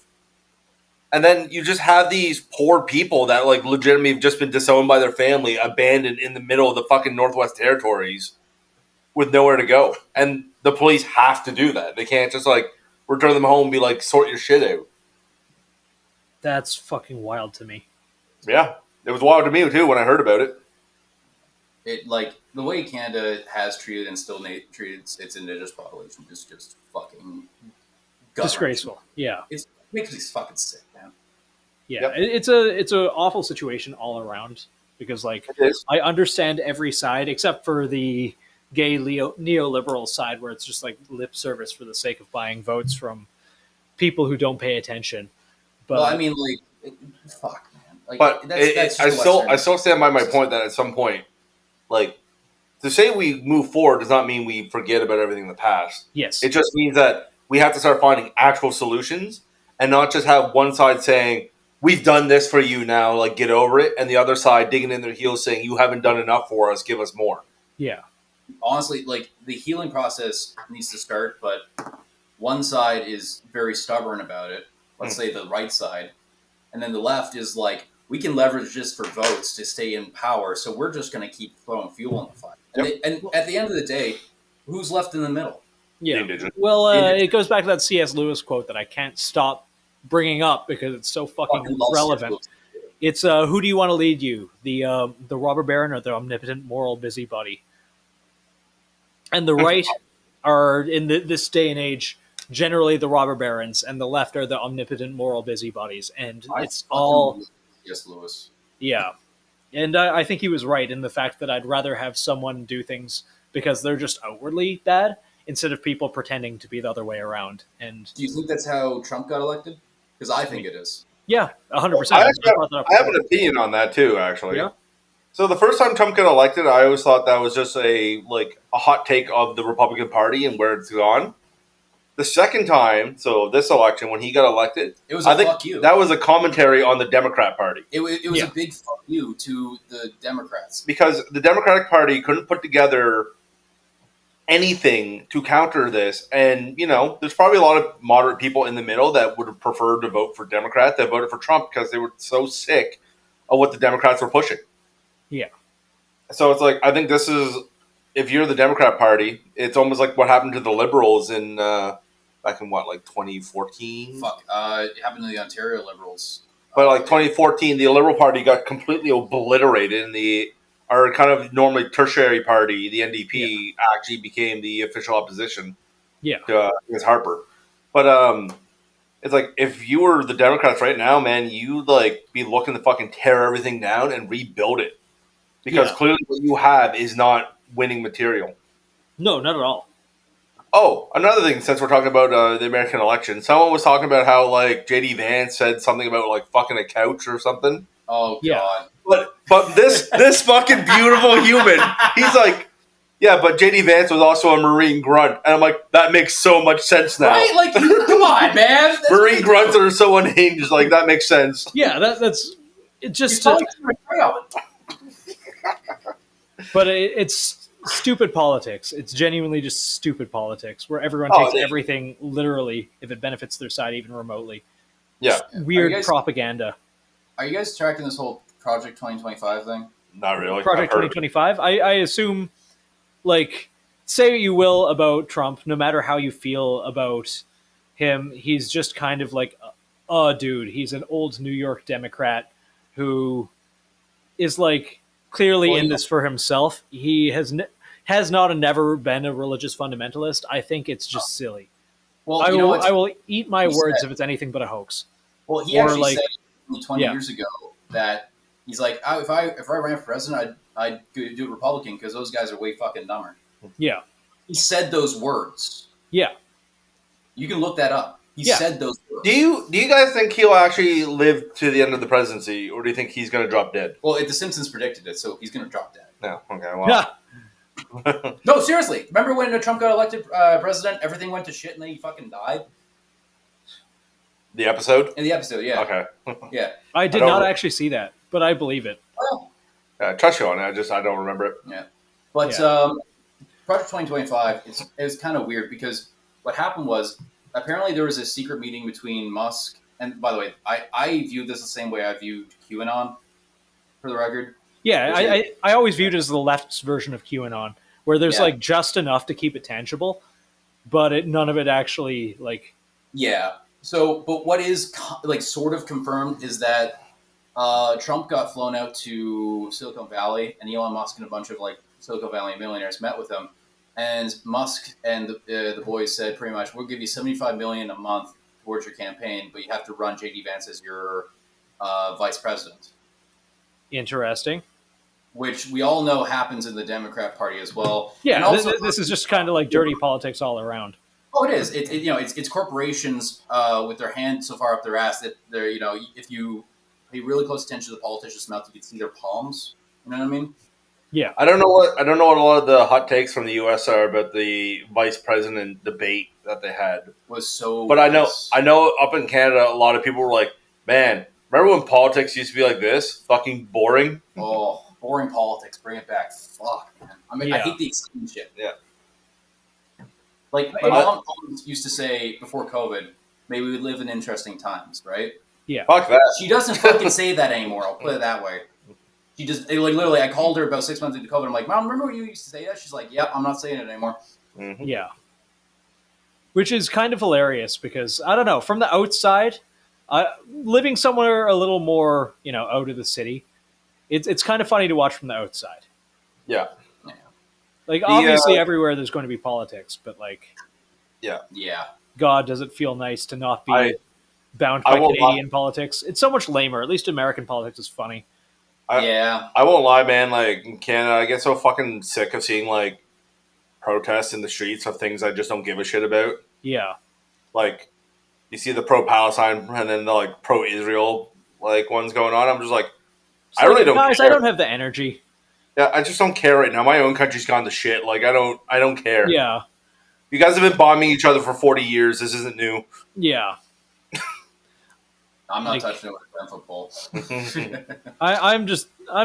I'm tired, boss. I'm not going Yeah. into it. I'm just saying I hate seeing the protests, mostly because they get in my way when I'm trying to get home. Like, Yeah. fuck off. Oh, is that? Yeah. Are they like blocking streets and stuff? Oh, yeah. They march on the streets. They block streets and shit. It's just like, Jesus, I figured I know, they'd I get just- bored by I now. Like a new thing I would have hit the media cycle. this hasn't happened in a while. Yeah, But, like, They got yeah. bored. It's too cold to protest. Haven't you heard? but it's also like in my head, I was just like, all this does is make me hate your side. Like, Yeah, fuck out of my way. or like the Just Stop Oil thing, like destroying old paintings. And then they're wearing rubber shoes, which is hilarious. Yeah, Like if you look around, like anybody listening, if you look around you, pretty much 50% of what you are looking at is all made by oil. yeah, Like, unfortunately, we're completely addicted to it, and we're going to run out of it before we have another solution. Yes, I'm quoting Landman because that is a great show, but it is very fucking true. yeah. But it's also I was true. told we would all be dead before we run out. Probably. The planet will probably have killed us by then. Yeah, Oh yeah, it's definitely coming. But we'll be long dead before that happens, so don't worry about it. Yeah. I don't know. You're going to die in the Great U.S.-Canada War. Don't worry. Yeah, don't worry. You'll get hit by a drone. What do you- I think about what a armed resistance, like a guerrilla warfare fight against America would be. Wouldn't be good. Like people are like, oh well, they couldn't win against the Taliban. It's like they didn't want to win against the Taliban. They wanted a 20-year war. That was the whole idea. You know the other thing is too is Yeah. it's like an insurgency against the United States with Canadians would actually be even harder to snuff out though, because like they y'all look and talk like y'all. So yeah, I think it depends. It's like dudes like you would probably do pretty well, but your average like yeah, my name is like, Kelly. you're gonna I'm be- they them. I work at Starbucks. I have a master's degree in gender studies. Like that sort of person is going to be you the. just described all of Seattle. Yeah, Well, you guys- I also just described all of Toronto. Exactly. That's not entirely true, but still. Interesting. It was War Games years ago. It was actually a really interesting article by Vice. Vice actually put out something interesting. I know, Yeah. but it was a war. They war gamed it apparently. What an invasion by the United States in Canada would look like. And the problem is that most of our military bases are actually so remote that all they need to do is monitor the highways with air support, and then anybody trying to leave, they just bomb the shit Oh, out yeah. of. The only bases that actually would probably fare out okay are the ones in Quebec, Victoria, and Halifax. The reason being is that if we can get all the weapons out of the armory, set up safe houses, throw away our IDs and uniforms, and burn them, and just kind of like filter into the civilian population, we can start a guerrilla resistance. But actually, all the combat arms bases are so remote and out in the middle of nowhere. Yeah. Like all the Americans need to do is swoop in, bomb the highways, and then drop paratroopers on them. They won't even touch Toronto. I was gonna. We and Nathan were talking about this before we began, and I was saying you wouldn't even see that. You'd see probably some fucking attack subs or early birds just destroy the fucking East and West Coast fleet like that. It'll be gone. Probably a decapitation strike at NDHQ, and then all you have to do is, like you said, just have your fucking air superiority because we don't have air defense. Just fucking take out things that are trying to mobilize, and then just economically cripple us. Yeah. It'd be a And then- Japan situation. Eventually, it would be like Just- untenable just- for the average person to. But are they gonna strap- But here's the other thing I'm going to say to you is that I don't think most of the people have the fucking will to resist that long. probably I not. don't People are think so going to either. miss their fucking like comfort and other shit. And like, what's the end goal? Oh, you're going to be part of the United States. Some people are like, I can fucking live with being part of the U.S. Yeah, it's like, will I have to wait in a bread line anymore? No. Yeah, it's. I feel like Canadian identity. It's you take the Afghan rebel fighter, and you've got like a bunch of dudes that grew up hard, and they've got an IQ of like 75. And obviously, that's not all of them, but like those dudes are used to living hard. I feel like, and obviously there are a lot of exceptions to this. The population at large, a much higher percentage of it would capitulate very quickly. You know, if I- Let's be real. Also, the Canadian national identity is basically like, hey, we're not American. Yeah. Like, Well, that's gonna fucking change. Yeah, but yeah, our national identity is diversity is our strength, so we don't have an identity anymore. But exactly. It's like a post nationalist nation. But you know who would actually probably fight the hardest Who? and would actually be the hardest ones to take? Quebec. Oh, Because yeah. they have an identity, and they don't want to give that identity up for fucking For anything. Anything. And they have the Van Doos. And the Bagaville. Oh, true, they do. Yeah. They have the Van Doos. They have air support. Like that would be the one hardest spot to actually take because they don't want to fucking lose it. And they also, all they gotta do is like the Americans roll up. Did you see someone? I don't. Je m'appelle anglais. Like fuck, you know. Yeah, you just wait for a guy to come along with an accent. And just like summarily execute them. Get them to say a couple of words that are pretty hard to say in English without an accent. What would those be? I don't know. I can't remember. I'm too racist against the French to remember these things. Frogs is normally one. Yeah. Yeah. But like that's more directed towards like Paris. Yeah. Just say Quebecois and see if they correct you. Ooh, call them who's the group that we sent down to Louisiana and New Orleans? Oh, the Cajuns. Cajuns. Call them Cajuns. That would really piss them off. Yeah, it won't go over super hot. Cajuns of the North. No, but like, But that being said, the French have the least guns of anyone, other than the military parts of them. have you ever been to northern Quebec? I've been as far as Quebec City, which isn't super far, but I do remember everyone was very French and very grumpy. Like, All right, if I spoke English at all, they'd give me. I'm gonna just say this for all of our American friends down here. Once you go north of like, I don't know, Quebec City, Yeah. or like Edmonton, if you're going out west there, there's fucking nothing, and the people that are out there don't follow the law. Yeah. And if there's two things RCMP hate, open fields and forest. Yes. So That didn't go well for them a few times. no, it never does. Why do you think they Realistically, didn't- though, if I was Supreme Emperor Trump, I'd just blockade off Quebec. Like, build a wall. Build the wall. Keep the French in. Yeah, Quebec is going to ask for independence anyways. Yeah. They're going to be like, all right, you know what? That's fun and all, but we are Yeah. out. The other thing they wouldn't get out of it is the St. Lawrence Seaway, so they probably lose Montreal Oh. and maybe Quebec City. Do you realistically want Montreal or Quebec City, though? It might Montreal, be a strategical point, but it comes with It comes with the love French. Quebec City.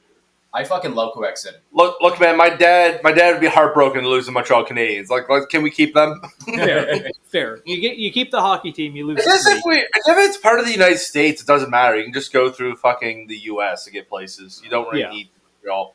See, Quebec leaving Canada is a bigger deal because that cuts off the Atlantic provinces from the rest of the country. It's kind of wild to me to see when Quebec actually did try to secede. If you look up the RCMP scandals that happened around then, they literally killed people. They killed people, did false flag bombings, and they shoved like dead bodies into barrels. Yep. The RCMP scandals from that time read like an episode of fucking Looney Tunes. Yeah, when he said the Breaking RCMP Bad. has a goon squad, he's not kidding. Yeah, like Yeah. all of this actually happened. RCMP has a real dirty squad that, one of the worst things I think that ever happened to Canada, getting rid of local policing. Like here, there are sheriffs. You locally elect the sheriff. I've met him. He's a good fucking dude. Like I've been saying that forever. yeah. Like, if we're going to redo the construct, the RCMP needs to cease as it is now. You Yeah. want to keep them around, use them as like a federal investigation service. Yeah, like Yeah. Have them be the FBI, not the FBI, the local police. Yeah, and like, and then like just have the provinces put together fucking provincial police forces or go back to local. Yeah. The only reason I don't say local is because we can't really afford it. Yeah. So like go to provincial policing I don't see why local can't really afford it though. Like I'm hearing because we have areas that we need. everywhere has a sheriff. Because Like, I think if it's restructured and it's not as corrupt and It would money still need actually to- goes far. it would still need to be supported by the province. Yeah. What I guess it doesn't have to be a provincial police force, but it should be provincial policing where the province is giving the money for police forces. yeah, like the OPP or the Sûreté de Quebec. Because I only say that because there's some areas in Nova Scotia, like say Mosher River, Yeah. that they actually had to put an RCMP officer in because two families were having like a Hatfield McCoy type situation. Oh, of course. So they actually had to put an RCMP officer to keep peace. But like that place has like, I don't know, 50 people. Yeah. Like you're not gonna have 50 people supporting a fucking sheriff. Well, so like community-based policing. It works out here. yeah, well, we need to be allowed to have firearms for that. Yeah, fair point. I was going to say, like, there's towns here, the sleepy little towns with like 100, 150 people. They've got sheriffs. Like the town I am, there's cops. The sheriffs at the outside. They get like shitty little PBS 14s and the gun that they carry around, like a Glock with a fucking hollow sun on it. And they're generally a lot more down to earth. I was telling you about my police interactions here. Yeah, in exactly. Canada. Well, It's like actually, Canada, I run into RCMP person in the wild. They want to nail me to the fucking wall. They're looking for reasons to arrest me. I remember when I was much younger at an airsoft game, and I forget if you were there or not. Was it the one when two cops came, guns drawn? Yes. That was like the best case scenario for what happened. That So day. let me set the scene here for this Yeah. one. So there's this old abandoned radar base that we used to play in, and Yeah. normally no one gave a shit if we went there. Now, when we showed up this time, though, something was different where the gate was open, Yeah. and we didn't think much of it. So we just drove in, got up there, whatever. Yeah. Turns out the guys who showed up ahead of us got seen cutting the lock to the gate. So Yeah. someone just called the local police, said they saw a guy cutting the lock, and maybe they want to do something about it, maybe they don't.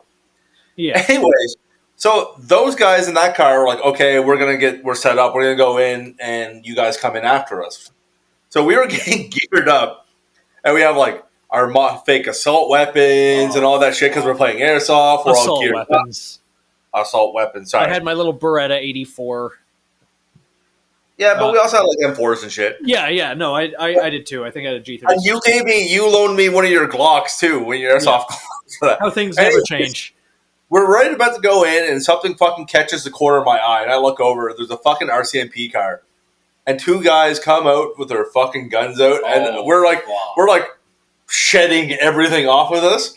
And then it's in my mind because it was the funniest moment when one of them goes, "Are those real?"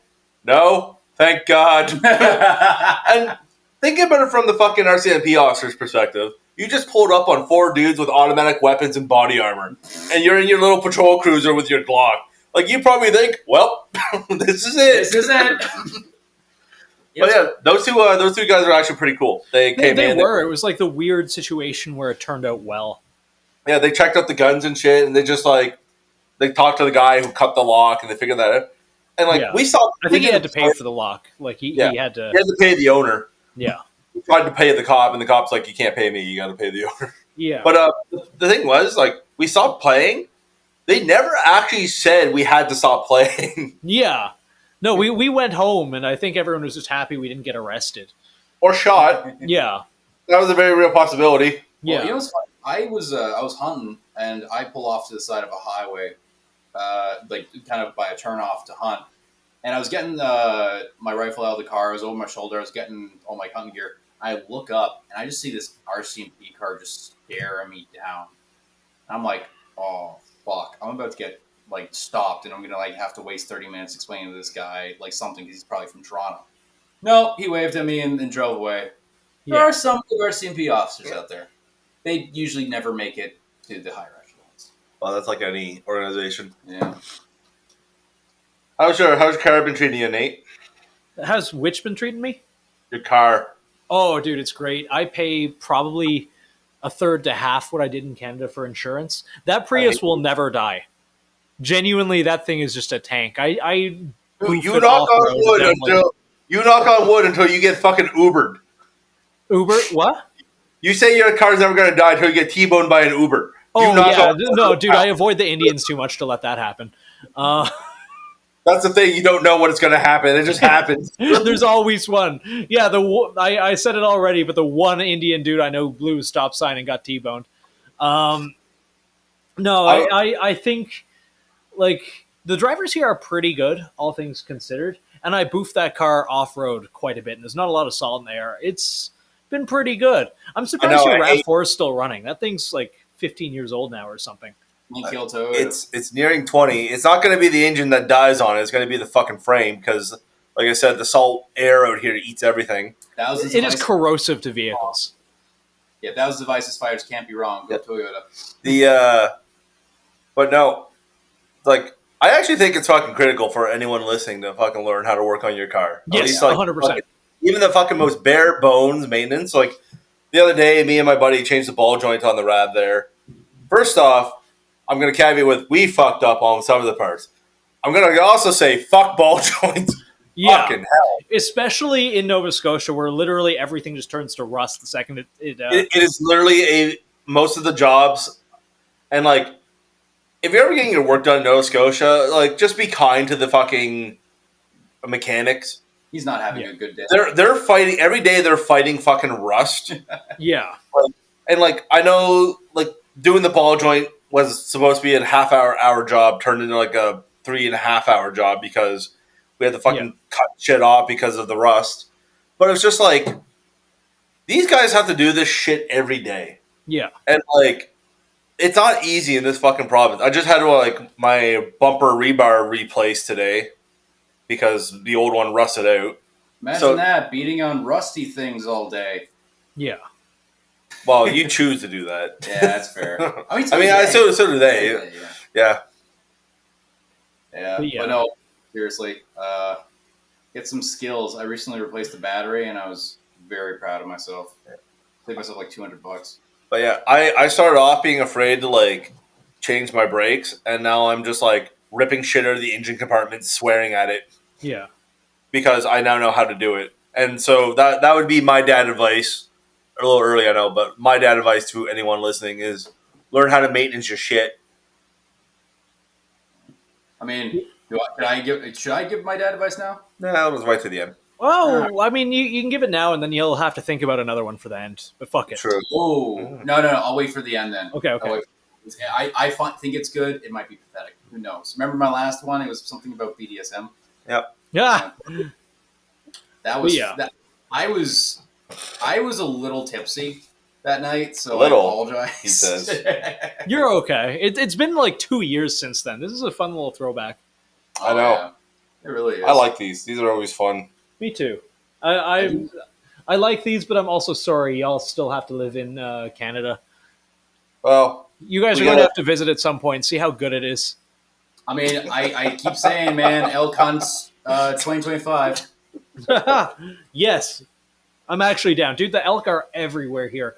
I've almost hit like 5. They don't even care. I'm just going through old range photos of us. Yeah? You remember the time we went out there and there was just a random chair? There's a chair. There's just I a just chair. I have a photo of you giving a thumbs up sitting on this random chair. And this was like the government. Like when I say the government owned range, I mean like the government owned the land. And they like quote unquote, let people shoot there. It was a designated range with a backstop. But it was basically anarchy. You could go do whatever the fuck you want. Pretty much. For legal reasons, I'm joking. And no, we only sat in the chair and shot from the bench. That wasn't even the big chair, man. That was like some sort of range cuck chair. Yeah, it was just like this random, like not office chair, but like school chair like, that was brought it's like out. where you bring someone to like watch you shoot. Yeah, it was the range cuck chair. No. You drop like $5,000 on the rifle and then go there and sit in the chair and watch somebody else shoot it. Yeah, Yeah, there you go. Yeah. someone else shoot your gun, That'd guys. be so bad. Y'all need to come visit. I'm being hold on. serious. I will pick actually- you up in Spokane. I really want to come hunting down there, and I wonder if I can bring my rifle. There's ways. I know a dude I that know does. people do it. I just have to look it up. Oh, it's Yeah. really easy to. I would say probably the easiest way. I don't know about flying, but I know driving. You can drive over the border and then fly with it. I've flown It's with a actually- gun before. It's not It's hard. pretty easy to fly with a rifle over the border because I've looked into it because I really want to go hunting in the States and I looked at it in Idaho. Yep. It's only a couple forms, and as soon as you have your ID and all that kind of stuff, and like as long as you do the paperwork before you hit the airport, it's actually pretty simple. Yeah. That said, I might just be a man and bring a bow. That's not a bad idea. I can also loan one of you guys a bolt action or something. That's cultural appropriation. We can just loan you a 6 Creedmoor or something. Yeah, I know. Oh, I love 6 Creed. But I built this rifle with the intent of shooting things with it, so... Yes. And elk the size of your car are fairly plentiful here. Oh, excellent. Yes. I guess the only downside about hunting down in the U.S. is you can't bring the meat back. Not with that attitude. Oh, you absolutely can. Yeah, I was gonna say, just like get a very puffy jacket and line it with steak. I thought every time you fucking go there, they're just... I like Nathan's idea of fucking steak jacket. Oh yeah, I was not thinking legally. Oh no, legally you can absolutely do it because it comes from the States and it's wild game. Yeah. Okay. Yeah, no, you have to fill out some paperwork and all that kind of stuff. But yeah, customs will definitely allow it across the border. Like Canadian guys I know go down hunting there all the time. Interesting. Oh, yeah, like it's the same as Americans. I can bring also- meat back from Canada. I can also challenge myself. Can I eat a whole elk before I return home? I think you would. Just I don't know. Like an elk will last you a season, maybe 2. I know.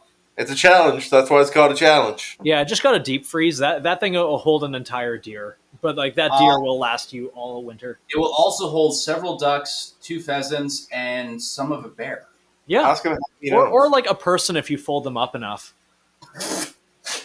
I have too many ice cream sandwiches in my freezer to hold a person. I'll put it that way. hey, just go in there, like get some of my elk steak out, and there's just a dead dude in there, just like, oh hey, somebody.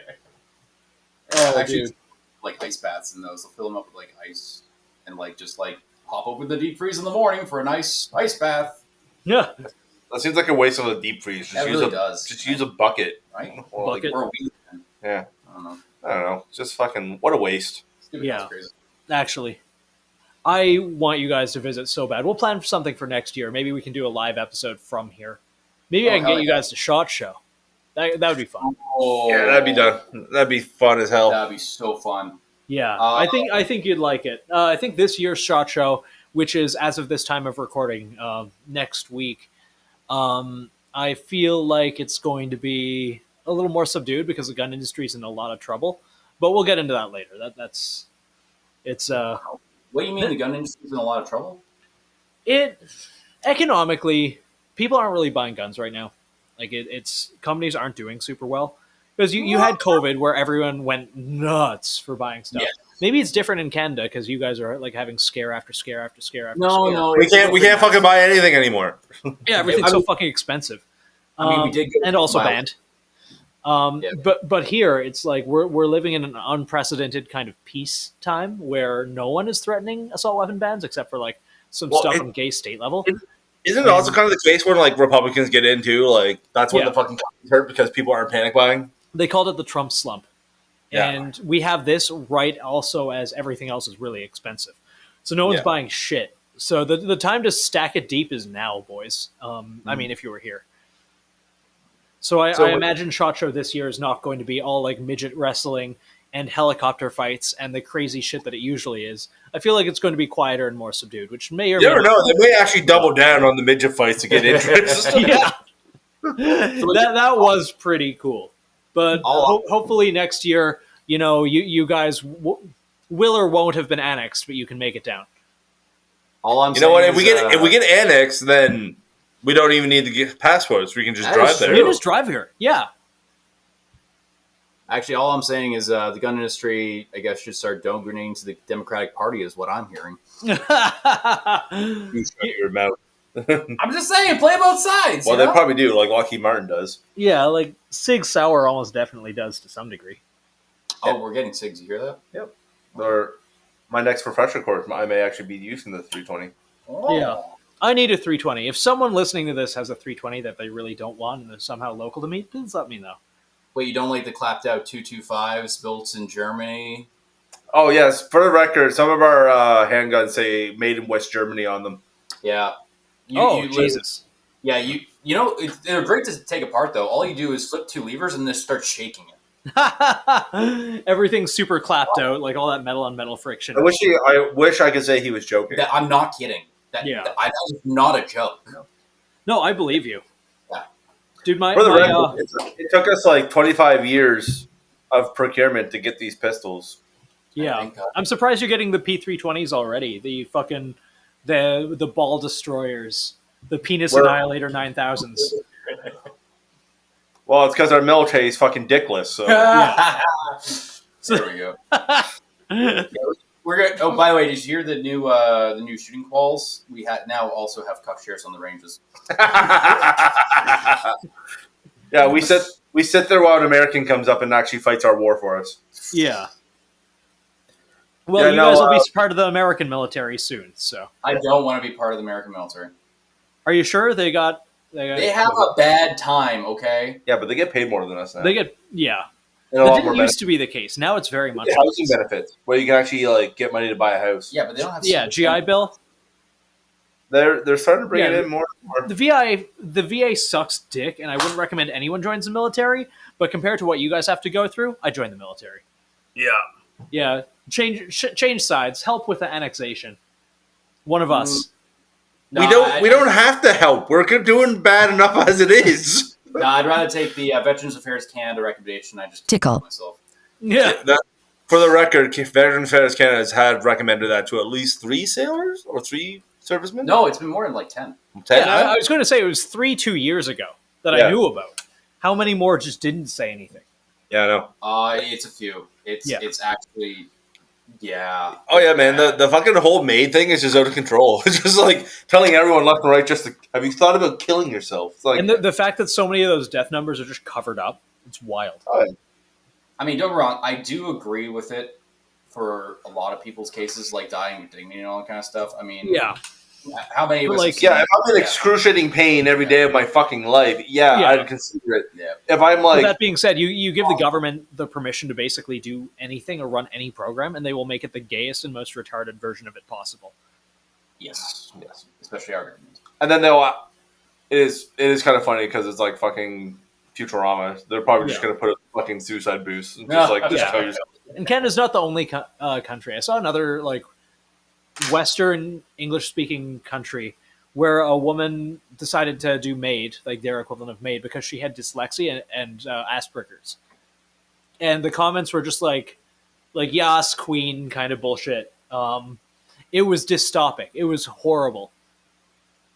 Are you surprised? I'm not. I'm Not a even a little little bit, but like now the Overton window is pushed so much, it's like, yes, we should celebrate this. It's like I'm all for bodily autonomy. You decide like life is big gay and you want to end it all. Fucking, that's between you and God. I don't think the government should have anything to do with it.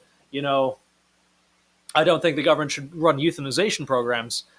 But again, between you and God, the government's not going to stop you. When you start celebrating like people who are mentally ill killing themselves and then helping them do it through a government program, something is fucking wrong. Speaking of internet platforms that spread man-made horrors beyond my comprehension, at least we still got TikTok. Yeah, I think that's a net negative. Yeah, well, I mean, like, as in Canada, we still have TikTok. I know, I know. I think that's a net negative. It's like, all right, Canada has one more brain rot app that America doesn't. I was gonna say social media in general is just fucking negative. Oh, I don't have TikTok for several reasons, but that's kind of a weird one. Yeah, Like to get rid of TikTok. Like I just did not expect that. Oh man, so sorry. Just on the brain rot thing.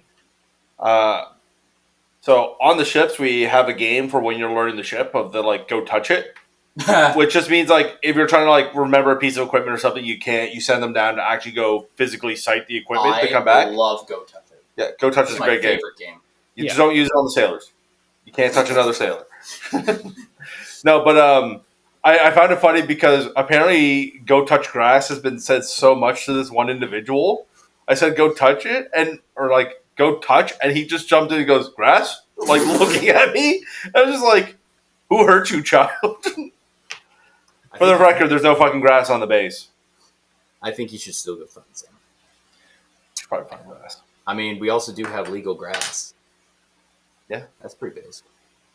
I mean, so do some of their states. Yeah, and then other ones just don't give a fuck about it. Yeah, it's kind of a weird thing because you get like what's the grass say in Idaho? Are you allowed to smoke the devil's lettuce? No, but and I don't. But Yeah, I I know will you say, were being big. in a college town on the edge of Washington, there is a Happens. weed store literally right on the border. Take that how you will. I don't think it's enforced here. They know what they're doing. Like it is a 5-minute drive. Like it is like on the Idaho border. There's a gun store. On the Washington border, there's a weed store.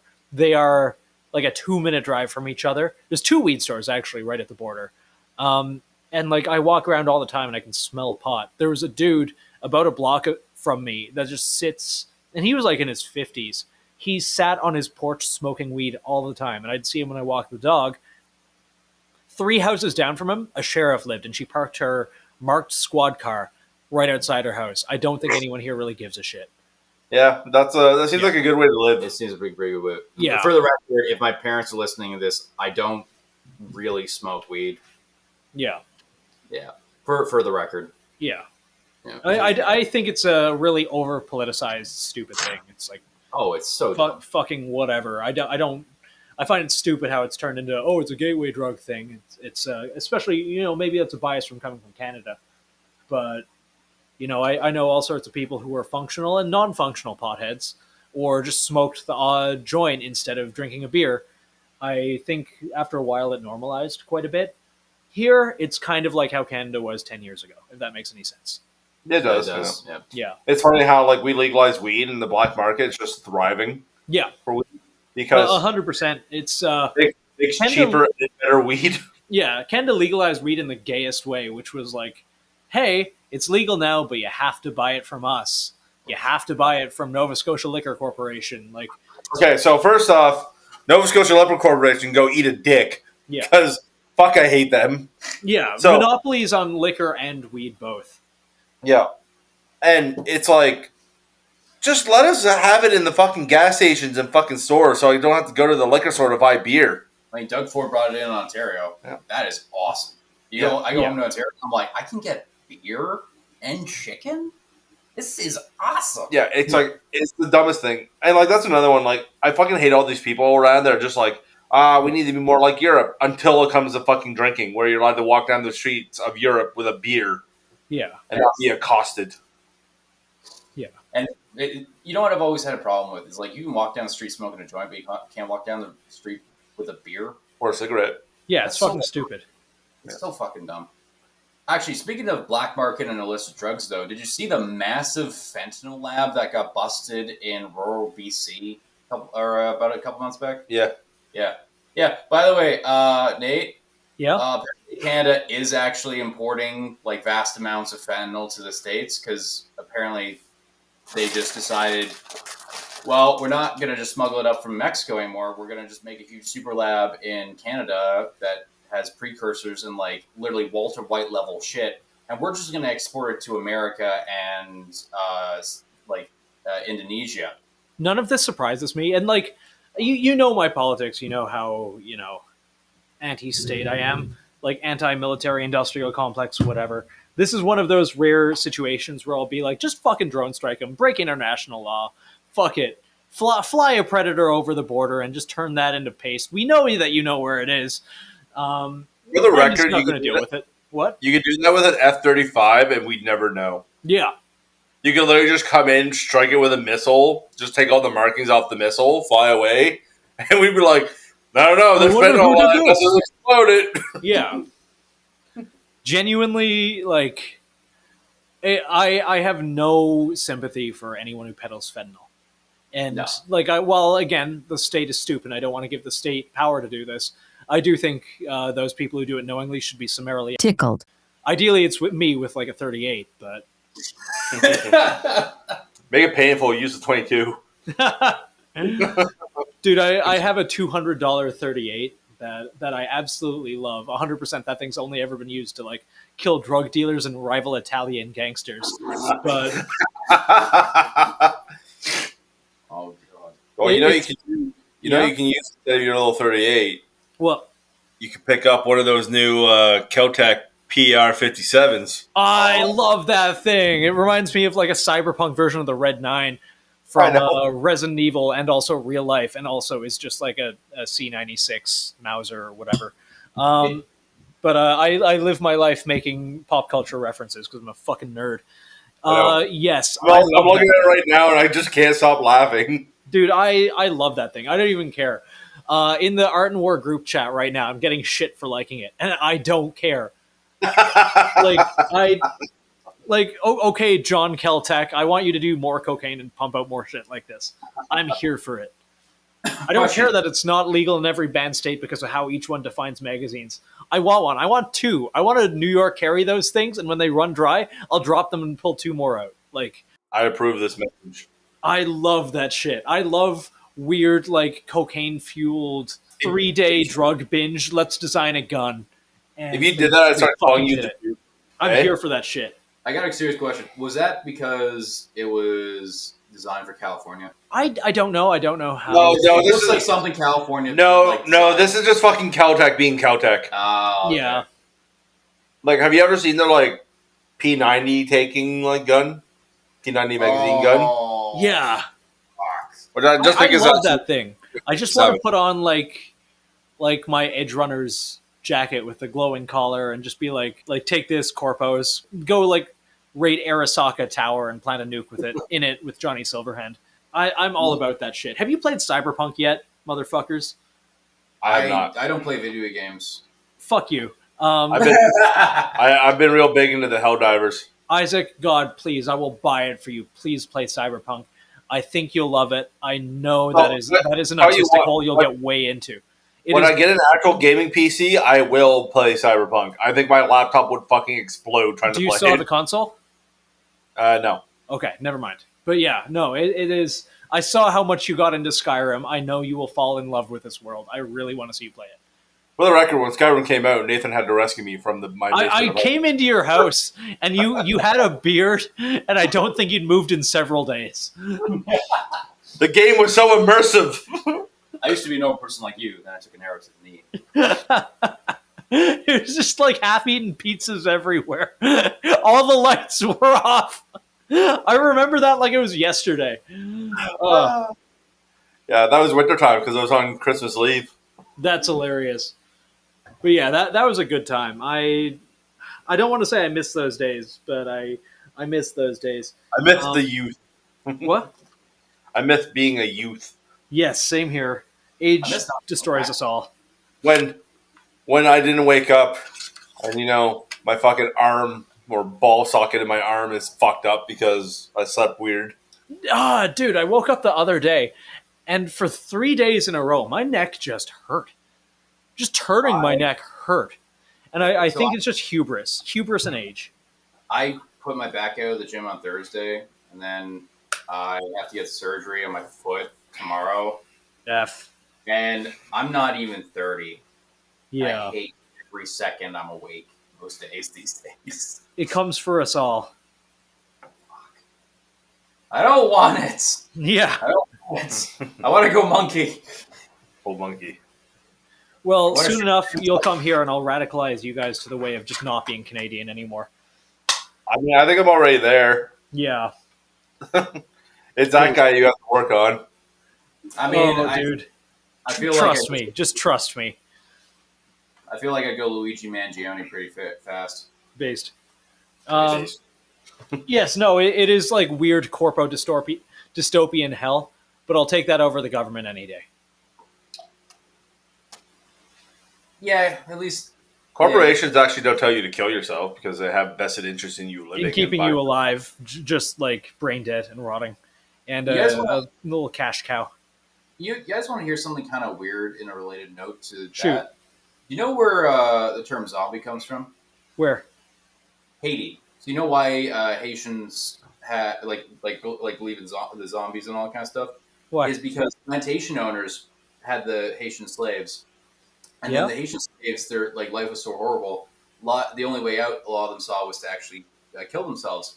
So the corporations hijacked their beliefs and told them that if they tried to, death by their own hand, they'd rise up as zombies and just be doomed to an eternal life of servitude under them, suffering just as much to watch the corpses rot away. Yeah. Based? Jesus Christ! So I'm just saying, on the subject, corporations not telling you to kill yourself. It's like I don't. They literally take it for to the the fucking for the wall. record, I do not support that message. Yeah. But Yeah. When they say like they don't want you to kill yourself, they will strap you with robot parts like fucking Warhammer 40K and keep you going until you are of no use to them. Tetsuo the Bullet Man. Yeah, I've corporations aren't your friend. I don't think anyone's your friend, but at least here you get to have a gun. Or many. Your friend, Nate? Hmm? I'm not your friend? We're all friends. But you're not a corpo. You're not Okay. you're not Dirty Arasaka or Militech or fucking did the Luigi killing there cause a big stir in your area, or is it just kind of not really. I know some people who are really happy, some people who weren't really. It's really funny seeing the usual talking heads come out and be like, "Oh, all violence is bad," ignoring I mean, people very die. much situations where the opposite happens. Yeah. It's like, and this is my take it or leave it. Some people are going to be really poopy about this, but whatever. It's like the political and justice system is irrevocably flawed, and people should have the right to take incredibly corrupt people to task, or we should trust the government and we have a system of checks and balances for a reason. And I think you can't look at me and obviously there's gray areas to this. You can't look at the government and be like, yes, they're always right and they will always work in your best interests and they totally don't jail people for no reason. And you also can't look at Luigi and what he did, or the idea that, hey, I'm no socialist by any means, and I think that the idea of the government having monopolies and stuff, we've seen how that works out, and I don't want to inject too much of my personal politics into it, but what I will say is the world would be a lot better of a place where if people were genuinely hurting people for profit or otherwise, a man was waiting for them in a dark alley with a gun. Batman style. Yeah. This is like, I'm kind of talking circles around myself because I didn't intend on answering that question. But No, that's fine. take the politics out of it. The dude that got clapped was objectively a bad dude, and I'm not going to shed any tears over him. And I do think the world would be a better place, regardless of your politics, if people who actively ruined people's lives for profit ate bullets. And I think that would be better than any regulations that you put in. I think that if people feared the pitchfork, the world would be a much, much better place. I mean, isn't that kind of the concept of like true anarchism? It's like Yeah. consensual interactions with everybody, and if someone steps out of line, there are like consequences to those actions disseminated by like the common good almost. Yeah, pretty much. Eventually, the common, like, I don't want to be like, oh, the people, like, but eventually the consequences of your actions will catch up with you. And the fact that the powers that be, quote unquote, or whatever, put so much money into finding this guy versus if you or I got shot down in the street, it speaks a lot about the two-tiered system that we have. Oh yeah, everyone was talking about like the mayor of New York there and how he was doing the perp walk with him and all that. Perp walk. And like a month earlier, he's like, everyone's innocent until proven guilty because he's getting fucking charged with a bunch of federal charges. Corruption. A lot of the NYPD senior officers are getting charged with like abysmal scandals, including like for overtime. Yep, I've heard of that one. Yeah. So it's just funny that you're right, the two-tier system's clear as day right there, where when it's on him, is all about innocent until proven guilty, but he's already condemning this person before they've actually seen trial. 100%. And how I see it, that tier of person, they were made to bleed. And whether that's for the good or the bad, we'll find out. But so far... Funny enough, I actually think it has a bigger impact on a CEO than it would a politician. Yes, I think so. And I think both should take it as a lesson. Like, look at Shinzo Abe. He was gunned down with a gun made of pipes and firework powder. You can get him anywhere. And, you can't be protected all of the time. A guy with a suppressed 300 blackout hiding in a trunk somewhere. Or, a guy with a DJI Mini with... BR, maybe censor these techniques. I don't actually want to inspire anyone here. BR doesn't care if this inspires people. A guy with a DJI Mini with, a little bit of explosive... from an internet recipe strapped to it, just flown into someone's window or into your car while you're buying groceries. It's very easy to do. Just imagine if a dude got by just some guy with a crossbow. It could happen. But I also feel like that guy really wanted it. He had to get within hunting range with a crossbow. There actually was a guy that murdered his stepfather in Toronto several years ago with a crossbow and got away in a U-Haul. Holy shit. I also find it interesting in Canada that hand crossbows are illegal. Are they? Because I had one in Canada ages ago, and I think I got it off, I don't know, eBay or something. Yeah, I'm actually pretty sure they're banned in Canada. I know Switchblades are, which is dumb. Definitely worth looking into it, because I absolutely had a handgun crossbow. And that's the first time that I've heard that. I just bought it from a shop in Toronto or something. I'm going to quickly look it up here. I'm actually pretty sure they were. Yeah. Because they're selling ones that are like hand crossbows in Cabela's, but they have stocks on them. But they're very clearly meant to be a hand crossbow. Yeah. Imagine fucking SBR laws for crossbows. Actually, you guys know the whole... Yes, crossbows that can be fired one-handed or 500 millimeters or shorter are banned in Canada. Yeah. Man, I heard about the most based individual yesterday. Just locally. Apparently, he didn't even know that firearms had to come with serial numbers because a bunch of his don't or something. And obviously, asterisks. They don't asterisk so-and-so. But he had no idea about any of you can't sell them or manufacture them without. And he didn't even know what an FFL did. He didn't know that, the process of buying a gun, but he had a bunch and an AR with a super safety in it. That guy does not give a shit. I want to be his best friend. You go be that guy's best friend. He's from Kenosha or something. There was a guy somewhere in Canada. I won't say where. I won't give any details about him because this guy's base as fuck. Older dude, whatever. And I was talking to him, and I was shot at. He has a personal range Now, I'm not sure how legal that range is, but he has a personal range. He shoots that out of his house, or at his house. He took me into his gun locker, and holy fuck, did he have a wall of sweet, definitely not RCMP rated shit.